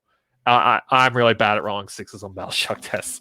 But then also, he gets new abilities each turn. Round 3, more Hedonites within 6 of them, all of a sudden they're immune to battle shock. You don't even worry about it anymore. Which big deal. round two, Glutos can run and charge, which is cool. Yeah, and that's the thing. Glutos, he does have a degrading move value, but he starts at an 8-inch move. Now, an age move, it's not so fast. An age move with a run and charge, that's actually quite mobile. And Glutos is quite a decent melee combatant. So you have this ginormous model. He's on the same base as an Imperial Knight, for those wondering. I don't know what the equivalent would be in AOS. I don't know. It's massive. Like I don't think there is actually, because I bought this for my Daughters of Cain and I converted it to be my Cauldron of Blood, and without the two ogres, the two guys like leading it from the front, I can fit it on a regular 120 oval chariot base, but with those ogres, it's much longer. It's surprising how long. Maybe the Black Coach. I think maybe the Black Coach has the same base. It does. Yeah, you're right. Yeah, I think. But otherwise, there's not many, which is a pretty big base. Yeah, and the thing is, what's good about it, because it's so wide and it's long and wide. So like, you have these auras. So the battle shock ones that help bravery issues for your mortals. Oh, like you can really spread out. 6 inches doesn't seem like much when you're spreading it from a model that big. All of a sudden, that's quite a big zone. But then, turn 4 and turn 5, he gets to swap out his law spell, and then he gets to cast. I think he gets to cast an extra spell as well, and then he gets to re-roll. Turn 5, he can re-roll all his casting and spelling unbinding attempts.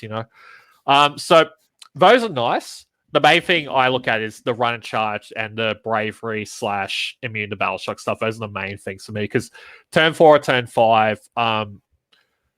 Yeah, it's quite late in the game, and if he's going to die, it's generally around turn 4, turn 5. He's going to bite the bullet. But the other thing, because he's on such a massive base, he has this incredible rule. I think it's really the rule that defines him the most.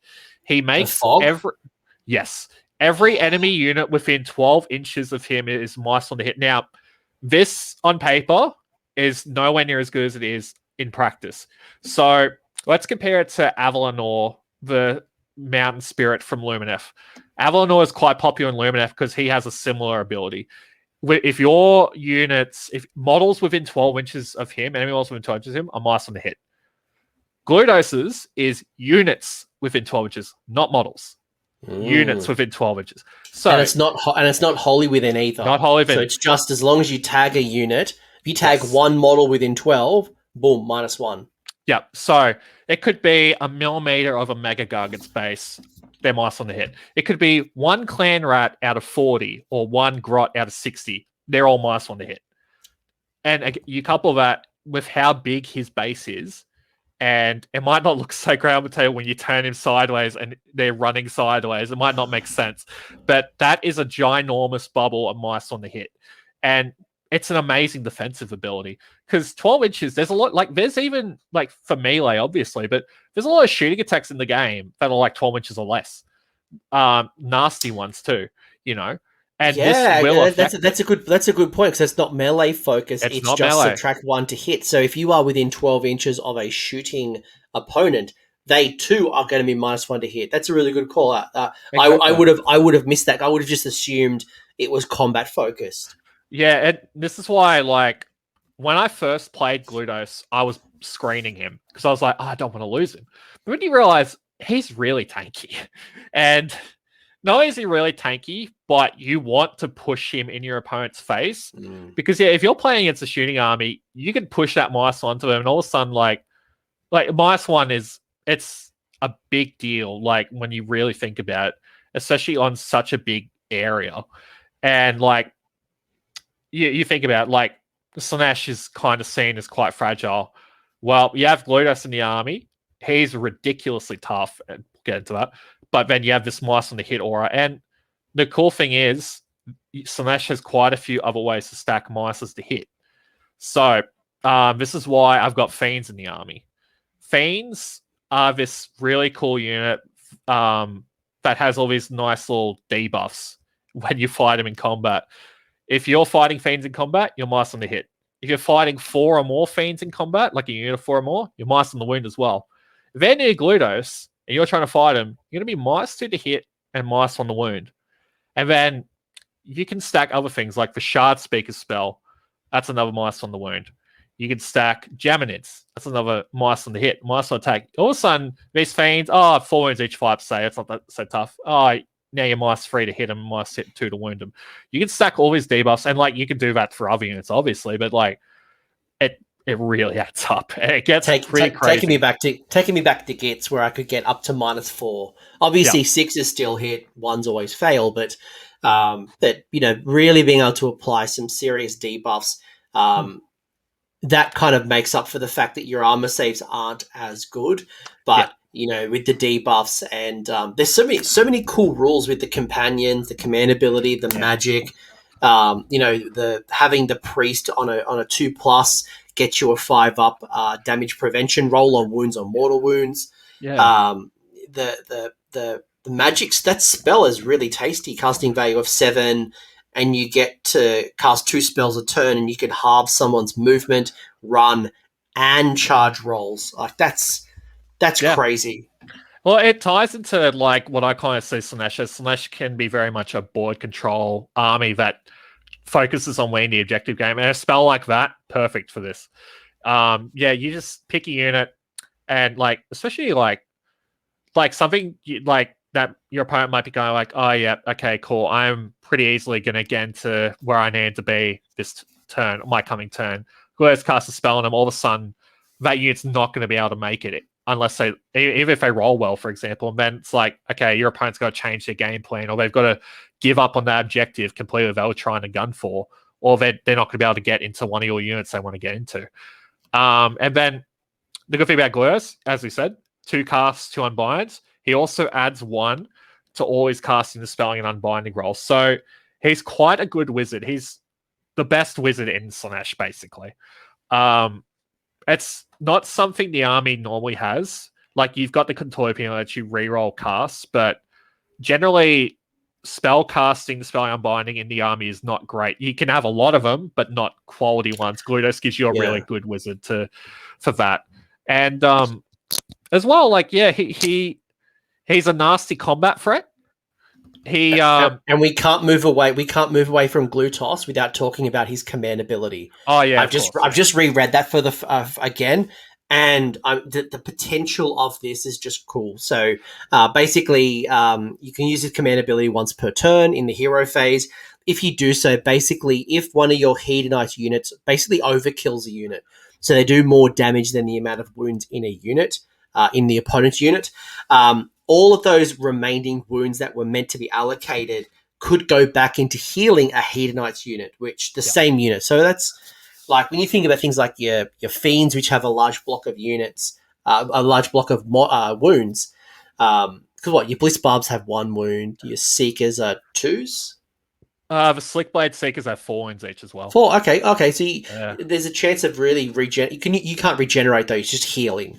It's just healing, yeah. But it's amazing it's built for big monsters because you can only use it once per turn. So generally, you want to be careful where you use it. So normally you'll probably be using it on Gludos, but the Warhammer team were really good. They FAQ'd this because people were wondering about the wording.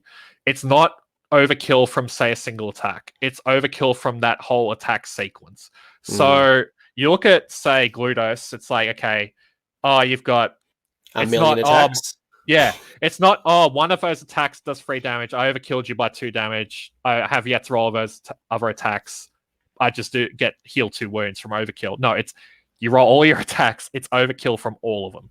So it's great on Gludos, but also you can abuse it or like playing around it by, say, having something else weaken or soften up what you're trying to fight. And then you have Gludos attack or something else attack, and then they'll fight the weakened unit and they'll overkill it like really big because they've been softened up so much, and then you'll just heal all those wounds back. And as you said, Gludos has he's got 18 wounds, a 3+ armor save, and on a 2+, he has a 5++ ignoring damage. And that one's also interesting because per the wording, it lasts until your next hero phase. So, Yeah. per the wording, even if you lose that companion, as long as you got that roll off, that ability, that 5++, you'll still have it until your next hero phase, even if you Yes. drop below that bracket. Yeah. Which is like, that's a cool little detail. So even if you lose her, you keep the 5++ to your next hero phase, but then you might just heal those wounds back by the time your next hero phase comes around, and then you can just do it again. It's a good little overall piece. It's a little bit wizardy. It's a little bit combat-y. It reminds me a little bit like Catacross. Like Catacross is good in combat, but it's also a good support character. And probably the only thing though is that some of these things are going to come in a little bit later in the game, as you mentioned. The pluses to cast or the pluses to unbind. Unfortunately, there's no way to speed that up. No. So. Unless I've missed something, I don't think there is. But like you really got to plan out, round 1, round 2, round 3 if you want to make the most. Yeah. But this is a really good hero. I really like Glutos, and for 400 points, like you do look at it, but it's a super tanky 18 wounds plus the additional aftersave plus the magic. The Wailing Great Blades does mortal wounds on 6s. It's an ultimate utility piece, especially with the large base size that it comes with. Yeah, like honestly, I was like all the rules he has are great, but even just that mice on the hit bubble is just like it's amazing. But then like his command ability, if you start pairing with stuff like Archaon, it gets really dumb really quickly. That's a lot of points. That is a lot of points. Those two is a lot of points. 100 points. But it's stuff like that where you get to a point where it's like some armies flat out would not be able to kill Archaon in that instance, because normally, like, some armies, their way of killing Archaon, they're not going to kill him in one turn. They're going to slowly whittle him down. Whereas with Glutos' command ability, that just doesn't work. It doesn't. It's suddenly you can't do that. He'll just heal all those wounds back you do to him. Because there's no limit to how many wounds he heals from the overkill. No. So one thing I'm really curious about, and it's the pink elephant in the room, and that is the Chaos Lord in Kakadrak. So that's coming in from the Slaves to Darkness book. That's not naturally in Hedonites. So why would you look outside of Hedonites to tap into this Chaos Lord on Kakadrak? So the main thing for me is like, and that's another reason why Glue is so good. Having tough heroes as summon points. You can always summon from the Fane, but if you have a hero that can survive really well and you can summon from them, you can summon upfield or wherever you need. That's really good. That really helps you kind of like just do things your opponent might not expect. Summon stuff where you need them, basically. The Karkadrak, the Castle on Karkadrak, if you compare him to, say, a Herald on Exalted Chariot, the Karkadrak is just much tougher. Doesn't do quite as much damage, but for what I want a tough summoning point. I've only got the 2 heroes in this list. I want someone that's really tough. And yeah, he's 9 wounds, a 3-up save, and he has a 5++ specifically against mortal wounds. Whereas the Herald on Chariot's only 10 wounds with a 4+ save. Like, the Karkadrak is quite hard to shift. And the other thing, Slaanesh doesn't have a traditional, like, cavalry hero. The closest thing they got are the chariots. And the chariots have the issue of being on big bases and just being really unwieldy. If you've ever played against them, they are super hard, or played with them, they're super hard to move around. They're super hard to just get into combat because they just overhang like crazy. And you get to a point where it's like, I really don't want to scratch your moles, but I need to get into combat, Just trying to get him close, trying to get him within 1 inch is a nightmare. Karkadrak's on a cavalry base. He's small, which means he's easier to hide if I need him to hide. He's not quite as fast as Chariot. He moves 1 inch less, but like he moves 9 inches. He can kind of keep up with my Slick Blades if I need him to. It would generally mean I'm running him. But a big thing is like what he's good for is he runs up and he's there to give inspiring presence to my faster elements of the army. That Glutos might not be able to keep up with, or that I might not want Glutos moving up that far because I want him to sit with the Fiends or whatever. The Karkadrak, because he's a general, or he is the general, really, he's got a 12-inch inspiring presence aura, like range. And like, if he's not, he's probably about half as fast as those Slick Blades. That 12-inch bubble is enough. I find. The slick blades are very fast, and we've already talked about the Bliss Barb archers. Look, it's interesting that you brought in the Kakadrak or Karkadrak, however you want to pronounce it, because normally I see this supporting things like Chaos Knights, or your Varangard or your Marauder Horsemen. But I guess it's playing a similar role, and having, I guess, without the Chaos Lord on a mount, it does really leave you exposed that these, like the Slick Blades move 14. Whether you take the Slick Blade Seekers or the Bliss Barb Archers, they're all moving, quite fast. The Fiends move relatively fast, so you'll very quickly move out of your support and your buff and your command ability ranges. So having something up your sleeve, I can see being very valuable, especially because you've got fast Hellstriders, fast Fiends. You've got your Seekers, and even your Bliss Barb Archers can run and shoot. So even This then, they can army be is fast. This can be very fast. The whole army is really fast. So in this list compared to the previous one, this list has 2 units of Bliss Barbs. The big difference there is I'm going to be generating even more Depravity early, especially because I've got a better Wizard in Glutos. It's more likely I can get like a Wound here and there with Arcane Bolt and so on. But 2 units of Bliss Barbs can easily focus fire down a hero if I need them to. Whereas 1 unit can't quite do it. Like mathematically, they can't quite finish a support hero off. 2 units easily will do it. Or I do what I normally am doing, which is I'm pinging 2 units per Bliss Barb unit. I'm just racking up 4 Depravity points a turns. And I'm getting summons usually as early as turn 2, because the main element of the army are the Slick Blade Seekers. Now, this is one of the other new mortal units for Slaanesh, and they're probably rightly the favorite of most people. So Slick Blades are hyper fast right at the bat. They're a 14-inch move. Like, that's one of the highest move values in the game. Yeah, 14, 4 wounds, bravery 6, 5 up armor save. Yeah. So the 4 wounds and 5 save is interesting. So if you compare them to Hellstriders are 2 wounds and a 4 up save. Yeah. So in most instances, the Slick Blades are tougher, especially against like mortal wounds and high rend, where the Hellstriders aren't going to get benefit from their save. So the 5 save doesn't look great, but that's 4 wounds apiece. Like, they're not as easy to kill as you think. But the big thing with them, so they can reroll charges, but where the real strength of Slaanesh Cavalry is the Seeker Cavalcade Battalion. This battalion, it consists of 2 to 6 Hellstriders, Slickblade Seekers, Bliss Barb Seekers, and I think it's 0 to 3 Seeker Chariots, something like that.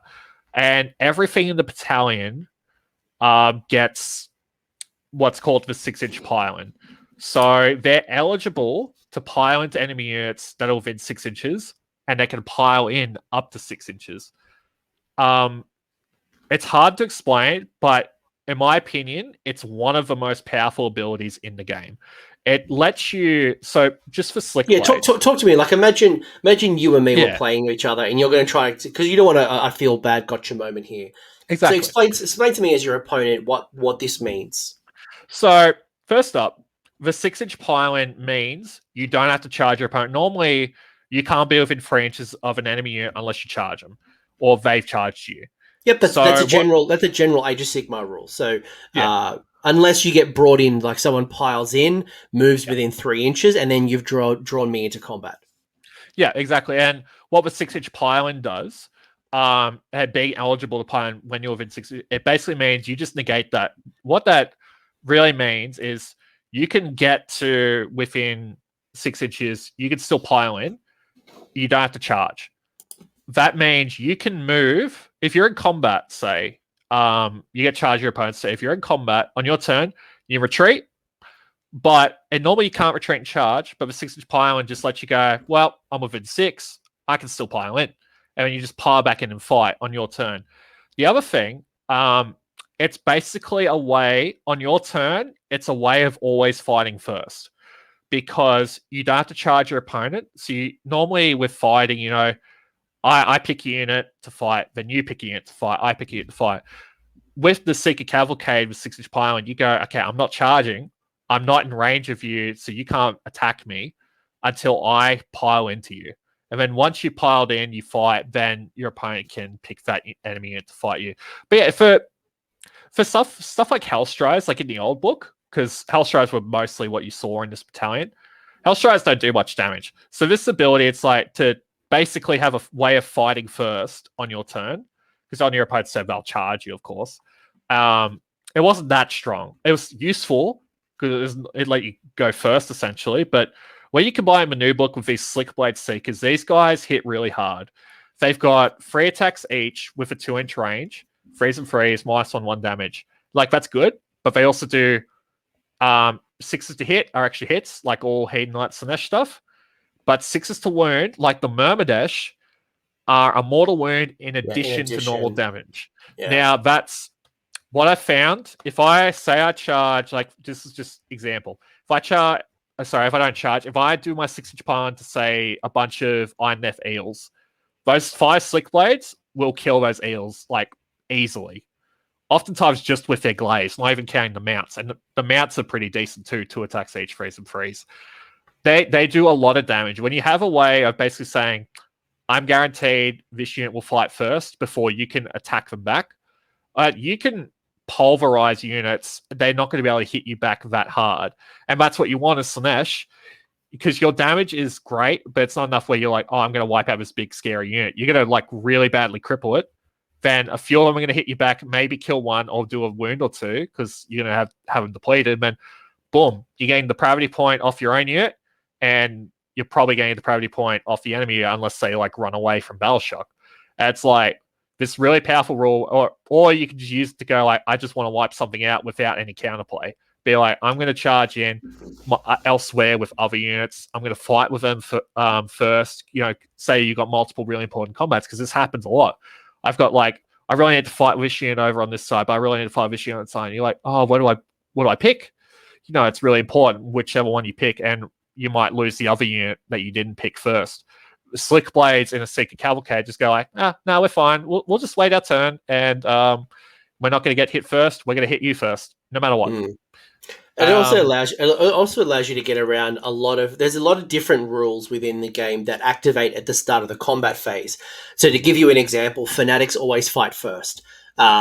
In Stonehorn builds in the Beastclaw Raiders / Ogre Maw Tribes, Metal Cruncher does D3 mortal wounds at the start of the combat phase. So there's all these little things that you can get around, because right now, let's say Metal Cruncher at the start of combat, well, I'm not in combat. I think it's within 1 or within 3 inches of the Stonehorn, does D3 mortal wounds. Well, I'm not in combat yet. Metal Cruncher is over, then I pile in with my 6 inches and I can attack freely. And there are so many different rules that activate at the start, or, you know, when at the end of the charge phase. Well, guess what? That's not happened. And in addition, should you fail the charge, let's say you really wanted to fail the charge, even if you failed the charge, the fact that you've got the 6-inch pile-in means that it's a guarantee. So you don't have to spend that command point because you know that you can pile in, unless there was a charge bonus that you're going to get that you really want. So that's just a couple of ideas of why the 6-inch pile-in is powerful. And another thing to your point, say you're playing at Iron-Nef and it's round 3. They're always fighting first. On your own turn, you just go, okay, I'm not charging you Iron-Nef at a fighting first. I'm just a pile into you. And guess what? Because you fight first and I'm fighting at the normal stage, I'm piling into you from 6 inches away, you don't get to fight. Because you fight at the start of fight phase, the start of fight phase has gone by. Too bad. Yes. And you just go like, yep, cool. And there's also, it's not just about having that kind of fighting first thing and being able to retreat and essentially charge, just reposition, still get in the combat when you need them, which is really great. The other thing you can do, and this is specific to Slaanesh, so you can do what's called the 2.9-inch tag. And what this is basically, normally when you charge something, you have to finish within half an inch. You have to. Like, that's just the rules of the game. That's a successful charge. Yeah, you have to be within half. with this 6-inch pile-in, there's nothing saying you're not charging. It's just a pile-in. Your pile-in just has to be towards the closest enemy models, right? So you can say pile in to the corner of like a big scary blob of whatever. You can pile in 2.9 inches away, and all of a sudden, you're 2.9 inches away. Even if that unit piles in, they're not going to get much back at you because you've just piled in, say, one mod into the corner of the unit. You go, yep, cool. This unit's locked down. Especially if you're going second in the round, your opponent's not going to be able to get a double turn to be able to say retreat that unit to get them where they want because you're locking the unit down. That unit doesn't want to stay where they are. They want to be going off charging up the field to get to an objective, for example. You're just going, nope, you're here. You have to spend the turn retreating. You're not going to be able to charge. And if you're going second in a round, they can't get a double turn to go like, okay, I retreat my turn. I get the double turn roll. I'll be able to charge on my turn. You can keep doing it to them. You just keep going like, I'm going to keep trapping this unit, forcing it to be unable to charge. It could be like a big scary blob of, say, Phoenix Guard. Phoenix Guard are a really scary blob. I don't want to fight Phoenix Guard. If I can keep them trapped where they're not charging stuff, they're like doing a few wounds a turn to my Slick Blades. It's like, that's a big, scary, expensive unit that's not doing as much as it normally would.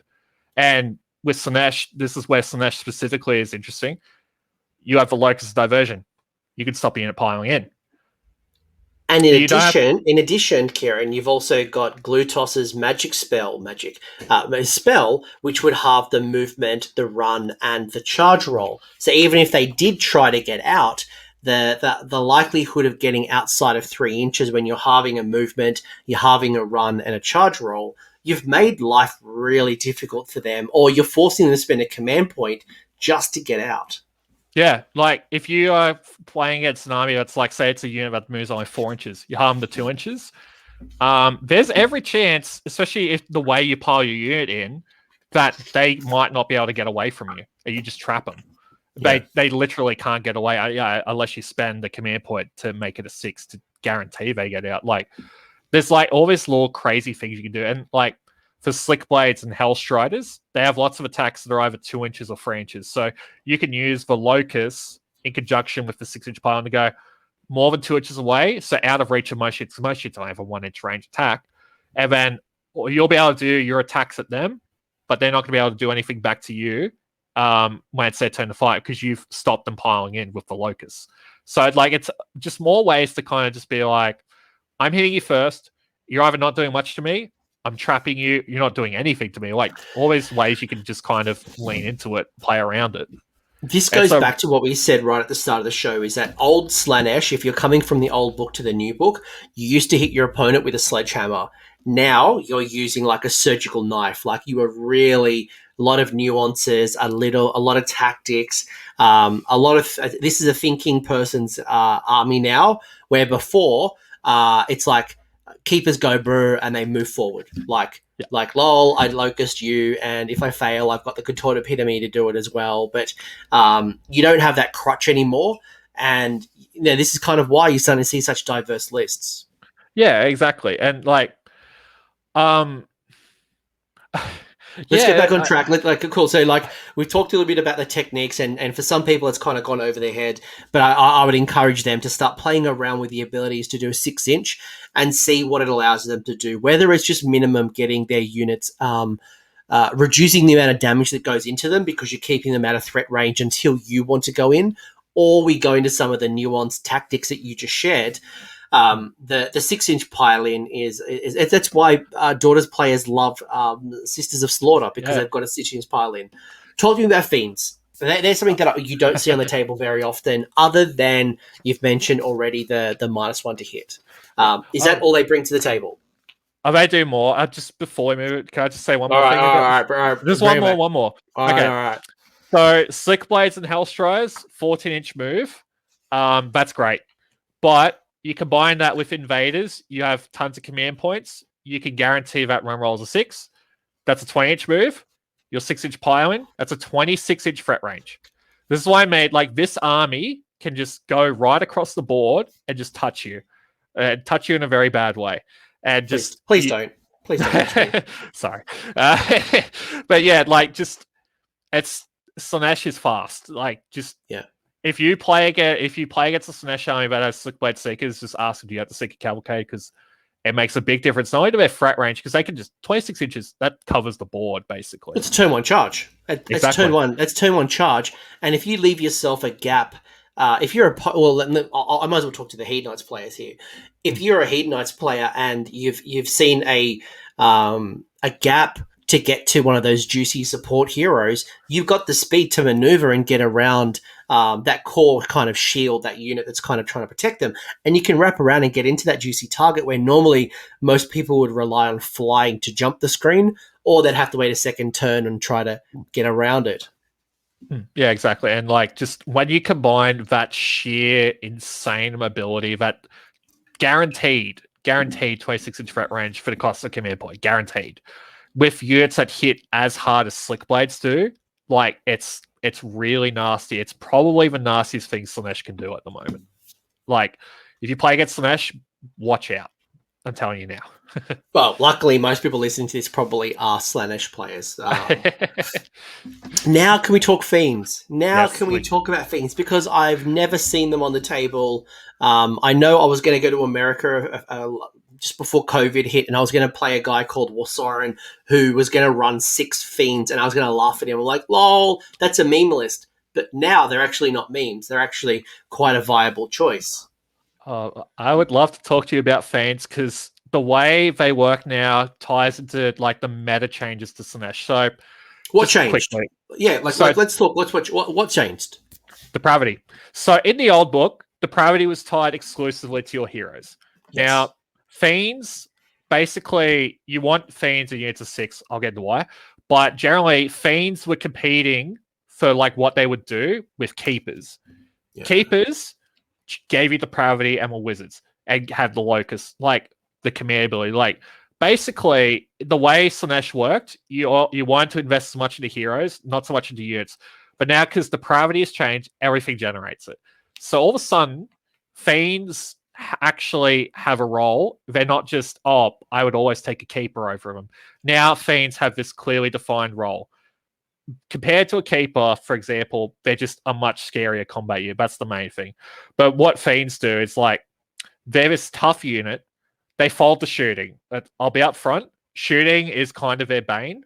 That's why you got to watch out for with them. They're only because they've got a 5-up armor save. Is that why? Yeah, 4 wounds, 5-up armor save. They don't have quite the mobility of Slickblades. They are very fast, but still, like, shooting is what you worry about. However, once they're in combat, they don't die. Not easily.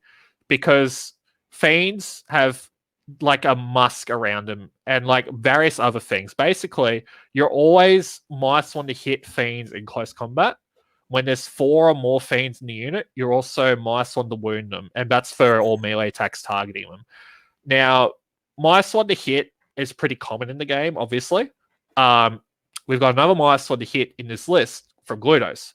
-1 to hit against the unit, like, say I go from 3 to 4, 3+ to hit to 4+ to hit. Like, that's not such a big deal. I get around. But you go from 3+ to hit to 5+ to hit. That's a really big hit to how, like, a really big penalty to how your unit's attacking, like how effective it is. -1 to wound is not common at all in AOS. When you chuck -1 to hit or -2 to hit and a -1 to wound on top, like, it gets, like, these things are really tough. They're really stupidly tough once they're in combat. People, to the point where when I've got them near Glutos, and that's where you want them in this list, you always want Fiends near Glutos. They don't have to be bubble wrapping him, but you want them near him. But you want them within that range, so they're supporting each other. Yeah, because they're natural fits with each other. That -2 is great. That's a lot of points though. Like, that's almost 800 points between that little power pair. Oh yeah, but like, the good thing is, because of how big Glutos' aura is, it's the 12-inch. Only one model has to touch, or part of one model has to touch, and that whole enemy unit's -1. Like, you've got a big coverage, so they don't have to be right next to each other. But and that overkill as well from Glutos' ability can actually then heal up those Fiends and try to keep them above 4. Yeah, because Fiends don't have an icon like Demonetsu where on a 1 they can get models back. You can't regenerate den models with Fiends. But at 4 wounds each, they're a good target for Glutos command ability if you're not using it on him. And you're generally going to have the command points to just do that if you need to. So it's a good place to put it. And yeah, just psychologically, when I've told people, okay, my fiends, you're going to be -2 to hit them and -1 to wound them, my opponents often look at them and go like, okay, I actually don't want to charge them. But when those fiends are like sitting on an objective, like say an important objective, and it's like, you kind of have to charge them, but you don't want to because you know what's going to happen if you do charge them, which is your unit's going to bounce off them because you're not going to be able to get past those penalties, and the fiends are just going to rip you back up. Fiends are quite a nasty combat unit. They're very interesting. So they have a lot of attacks. Most of their attacks on 1 inch, so they're not something I would put behind a screen. I would have them as a frontline unit personally, because when you -2 hit -1 on the wound, like you're tough enough generally. Yeah. So 4 attacks each, freeze and freeze, -1 damage. You're like, oh, that's pretty, But on 6s to wound, they do D3 damage. It comes back to Slaanesh. Lots of on 6s do bonus stuff. Yeah. So this unit has incredible spike damage potential. Especially so the 6s to hit's going to get you 2 attacks, and then 6s to wound again get you D3 damage instead of 1. Yeah. Yeah. And then you've got their stingers. So this is a very cool little rule. Basically, the stinger is another attack, freeze and freeze -1. But its damage scales to the size of the opponent. So against a 1 wound mole, it's damage 1. 2 to 4 wounds, it's damage D3. I think it's 5+ wounds, it's damage D6. It's 4 more. No, that's 4 more. 4 or more. Oh, there you go. It's even better. Because there's quite a few things like, say, Slick Blades, for example, which are 4 wounds. There's a lot of units that are 4 wounds. And then all of a sudden, you're doing D6 damage to them instead of just damage 1. And even D3 damage per attack against like the lots of 2 models like Stormcast, for example. But yeah, like against monsters, like this unit will tear monsters apart. Because each one of them has a D6 damage attack, and then all the other attacks that can do, exploding 6s that do bonus damage or extra hits. And they're quite a nasty unit. Their damage drops off a fair bit against 1 wound models, but if you're fighting more elite stuff or bigger stuff, like it just scales up a lot. So maybe don't throw them to battle line with 1 wound. Like just, it's a bit of a waste. No, they're not great at chewing through hordes. Like they can. They got a good profile, but it's not their ideal target. Their ideal target is monsters. Well, you're hoping for that spike. You want to get the spike, and ideally, if there's 4 wounds or more, you get those D6. Because if you spike that damage, that could be a lot of that's D6 damage. Unfortunately, they're only range 1, so if you are going monster hunting or things like that, those guys normally have a good armor save, especially characters, but. The spike, especially when you start adding in any of the rerolls or start adding in the 6s explode and do 2 attacks, could be quite good. They basically embody what I want in a new Slaanesh book list, which is I want a unit that's tough and that fights pretty well. Fiends don't look so tough first glance, but they got all these rules that help them look tougher than they are. Like a lot of Slaanesh stuff. Shooting is their bane. That's always been the case. But yeah, these things in combat, they're really hard to shift and they do pretty good damage. If you can summon a keeper in, they're one of the best units to pick for excess violence to start double piling. They will tear most things apart pretty easily. It's just, and they have a gimmick rule. They I think it's subtract 1 from casting rolls for any. The wizard rule, subtract 1 from the casting with wizards within 12. So again, you're racing up the board. If you see a wizard, especially like a hero wizard, right? Like they might be mounted. You could be casting -1 to cast, plus spiking your damage, plus hopefully getting explosions, plus -1 to hit, maybe -2 with Glutos. Those bonuses start to stack up slowly. And with Glutos, because Glutos is such a good wizard, if you're making your opponent -1 to cast, Glutos has his own +1 to unbinding. It's that's like a +2 kind of difference there. Stopping command points, this is there's so much that you can do. And then look, if you're really not a big fan of fiends, that Seeker Cavalcade can put chariots in instead, so you could reduce your drops even further and put that almost 400 points into a bunch of lawnmowers. So. And I think that's the cool thing about these types of discussions is, you choose what you want to choose. If you'd prefer to put Blitzbarb archers to maybe be the Blitzbarb seekers and you want to have an all-mounted army, then you could absolutely kind of build around that type of super speed. But if you're like, oh, I really want some demonettes, and maybe I don't really need the chip damage in the DP, but rather I want to get more bodies and something a bit more durable, then you could go demonettes, and it's whatever you want to bring to the table. But I'm liking how we're starting to connect some of the rules and some of the synergies together to make the most of our Hedonites of Slaanesh book. And Yeah, if you really need to, you can always dip into Wrath of the Everchosen or any of the other Slaanesh keyword stuff. And we haven't talked about it today, but it's an option. yeah. And that's what I love. That's the biggest thing about this book compared to the old book. The old book was basically mono build. This new book, there's so many ways I could see people running it that will be strong and effective. Not just, oh, yeah, I can do all these cool thematic lists, but I'm going to do well. Like, no, you can do all these different lists that are going to, go like, say, you're 3 and 2, you're 4 and 1. They're going to do pretty well if you know what you're doing. I do see this army being harder to play because, yeah, you can't just shove keepers in your opponent's face and just be like, come on. You can't do that anymore, but you got so many other ways to play this army. And, like, the big thing, when you're not running just 3 keepers, minimum battle line, a few other heroes, you're going to have a lot more mass on the table now.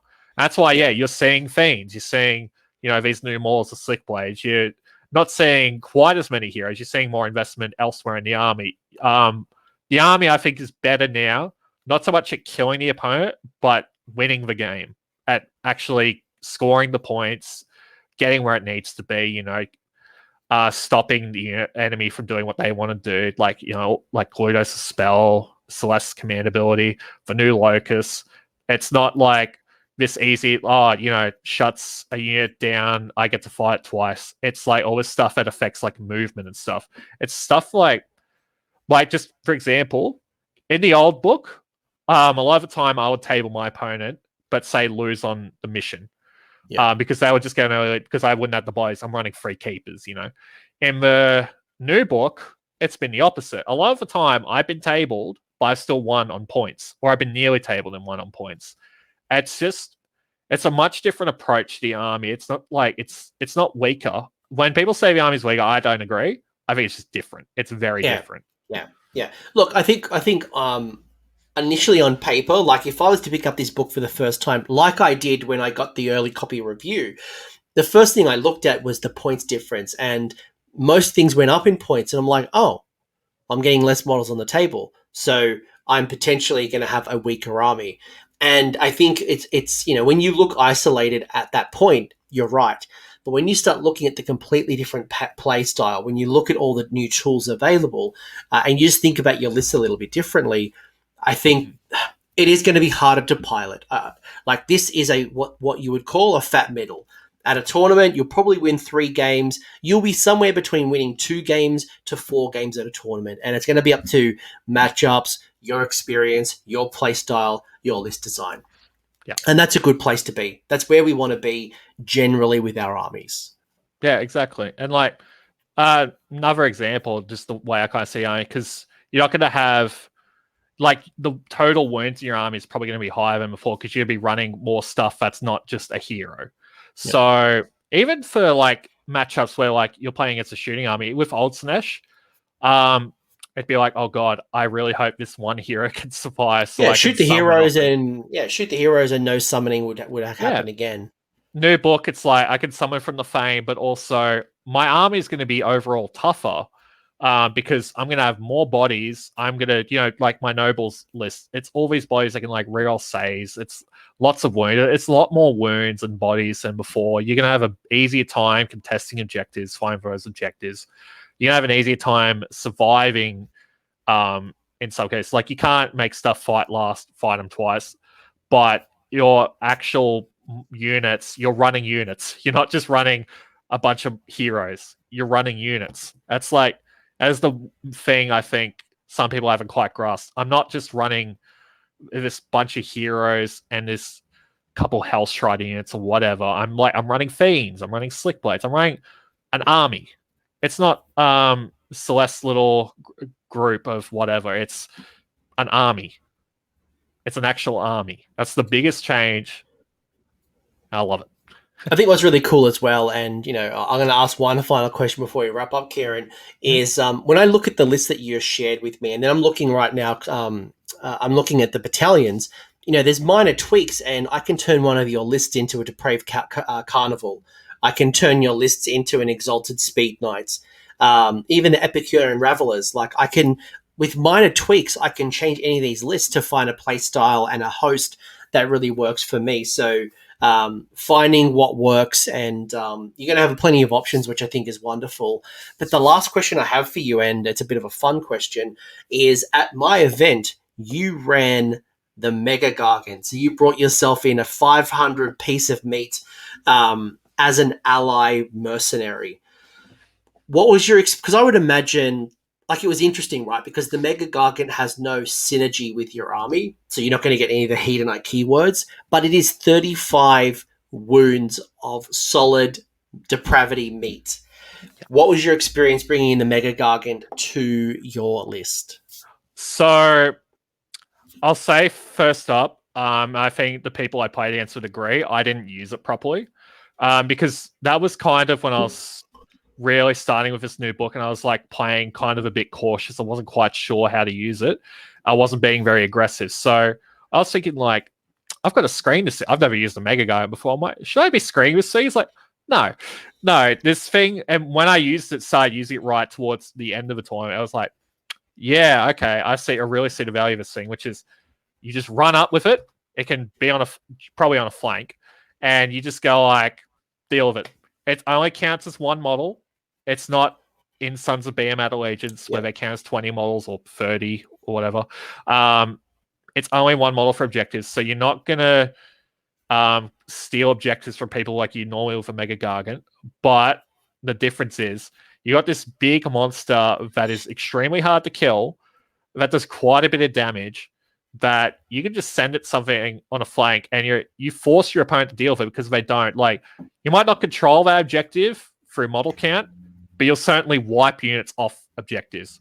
And it's kind of in that bracket where it's not going to die in one turn. It's going to do lots of damage, probably get the because it has so many attacks. It can hit multiple units a turn. Like, it does more wounds on the charge and stuff. Has 3-inch range as well, so you could be doing 2s and 3s, so you could be choosing and picking out things. Yep. So it's a great way to just, it's what it was there for, really, was just, depravity. And it's not going to die in one go in most cases. So you're probably going to get a couple of depravity points over the course of the game just from it taking wounds, not even counting the damage it does. And yeah, it's like, it's just this fun little distraction piece. And that's what another thing about New Depravity. Old Depravity was keyed, only off your heroes. Now New Depravity, it works on everything. It's depending on what you take, anything you take, and it's same for your opponent. So that means you can ally stuff in that hurts your own stuff. You can get Depravity that way, like allying in Nurgle units. People are allying in like Plague Sensor Bearers and hurting their own units. Yeah. People are using Fomeroid Crushers from Slaves of Darkness because you can't mark them, but you can still ally them.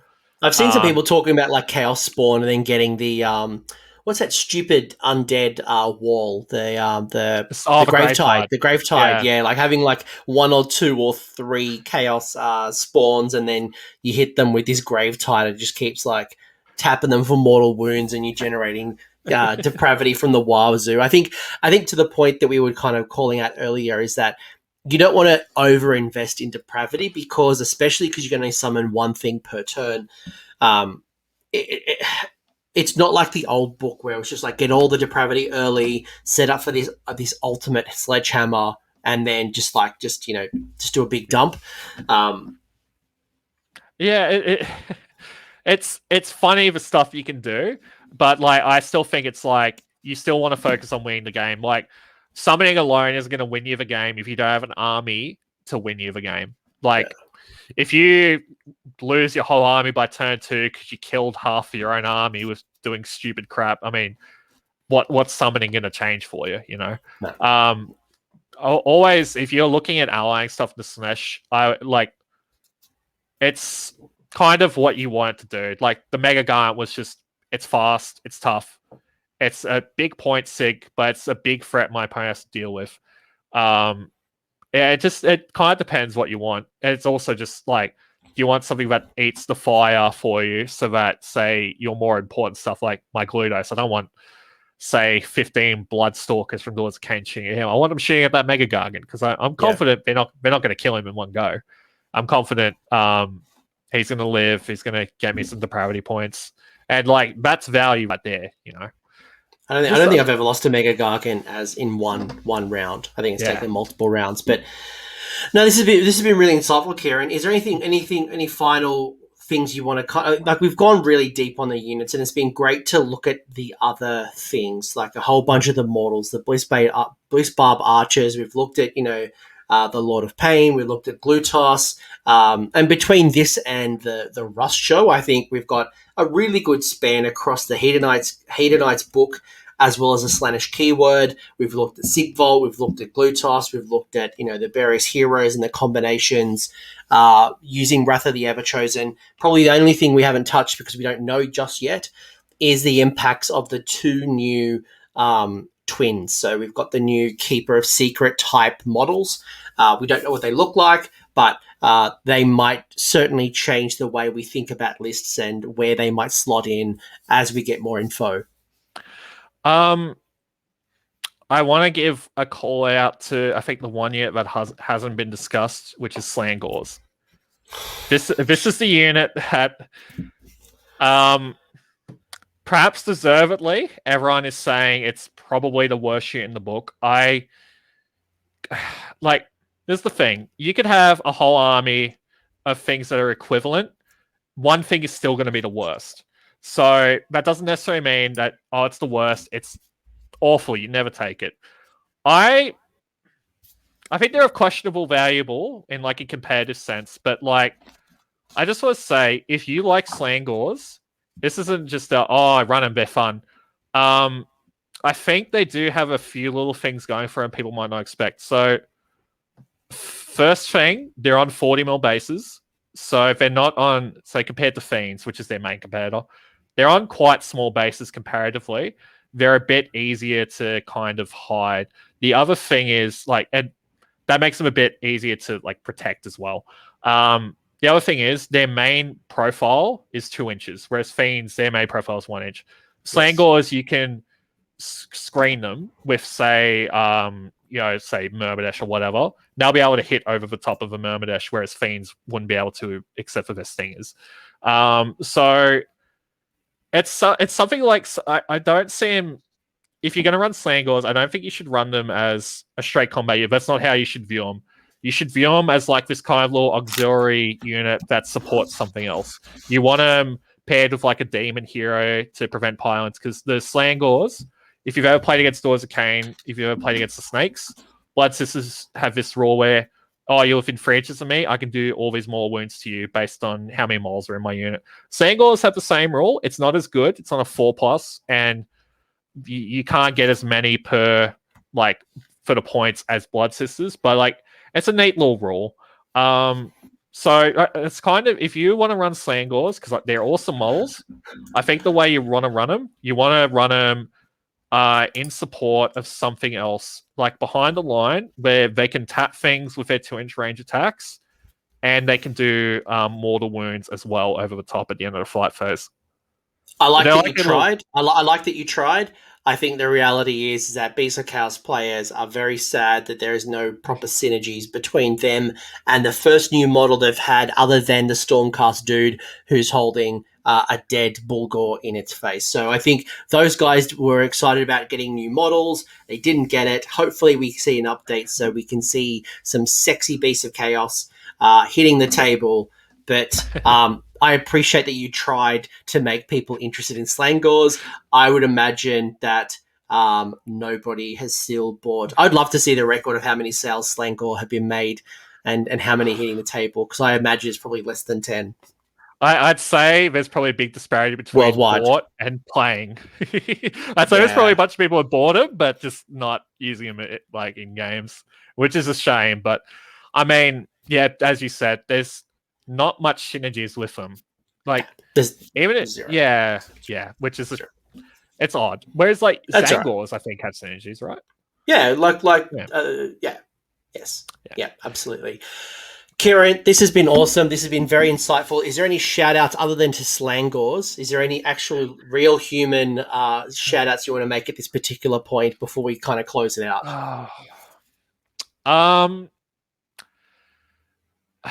Keepers of Secrets. I'm talking humans. I'm talking real people. The Lords of Ruin. The Lords of Ruin might appreciate a shout out at this particular point. Not the Keeper of Secrets. No, but yeah. Well, first to yourself for hosting a great community and just putting all this great stuff for people to help them like just learn to play and all this other stuff. And yes, I'm being a suck up. I'm sorry, but I genuinely mean it. But also, yeah, like just to my club mates, because all the time, like we're all theory crafting all this stuff together. Like this isn't just me and you hashing it out. Like we're always talking with those other guys. We're always kind of figuring this out. And in general, because I'm here, just the AOS community in general. You're such a suck up. You're such a suck up. But genuinely, like it's such a nice community, and like I love it. Like I love our community. It's great. And there's there's too many specific people I can name. That's why I want to say the AOS community in general, because we are such a great group of people. Oh, you're such a nice person. It's so nice you won't even call out people individually. Kieran, thank you so much for this insight. I hope people who have listened to this are feeling a bit more confident and excited about their book. It is a cool book. It is a different book. It's certainly a challenge compared to what it used to be. However, fear not, you didn't get Sylvaneth. There is still a place for you guys. But I think much like Cities of Sigmar didn't hit the top tables for a good 6 months while people were play testing and looking at ways to kind of build the most synergized force. And I think this will take a little bit of time, but once you guys have your Sigvold, your Keepers of Secrets, whatever units you want to bring to the table, and you find these right combinations between demons and mortals, I can see Slaanesh potentially being a good threat. Not saying they're going to be 5-0, not going to say they're going to win the next GT, but I think they're still a very good army. But you're going to have to practice, you're going to have to list tech, you have to talk to your peers. But Kieran, let's bring this home. Thank you for your time. Thank you for the acknowledgement. And thank you everyone for who's listened to this. We're going to bring this home. Peace out. Thank you. Yeah. Bye. I hope you found that discussion valuable. If you did, give the video the old thumbs up. And if you have a comment or an insight, leave it in the comment section below. The champions over here are my AOS Coach Patreons and YouTube members. So you guys are bloody legends. Thank you for all the support. If you want to know more about the support programs, the links are below down here in the episode description, along with a link to the Discord server, so we can continue this conversation. Until next time, don't forget to name your characters and have a good one.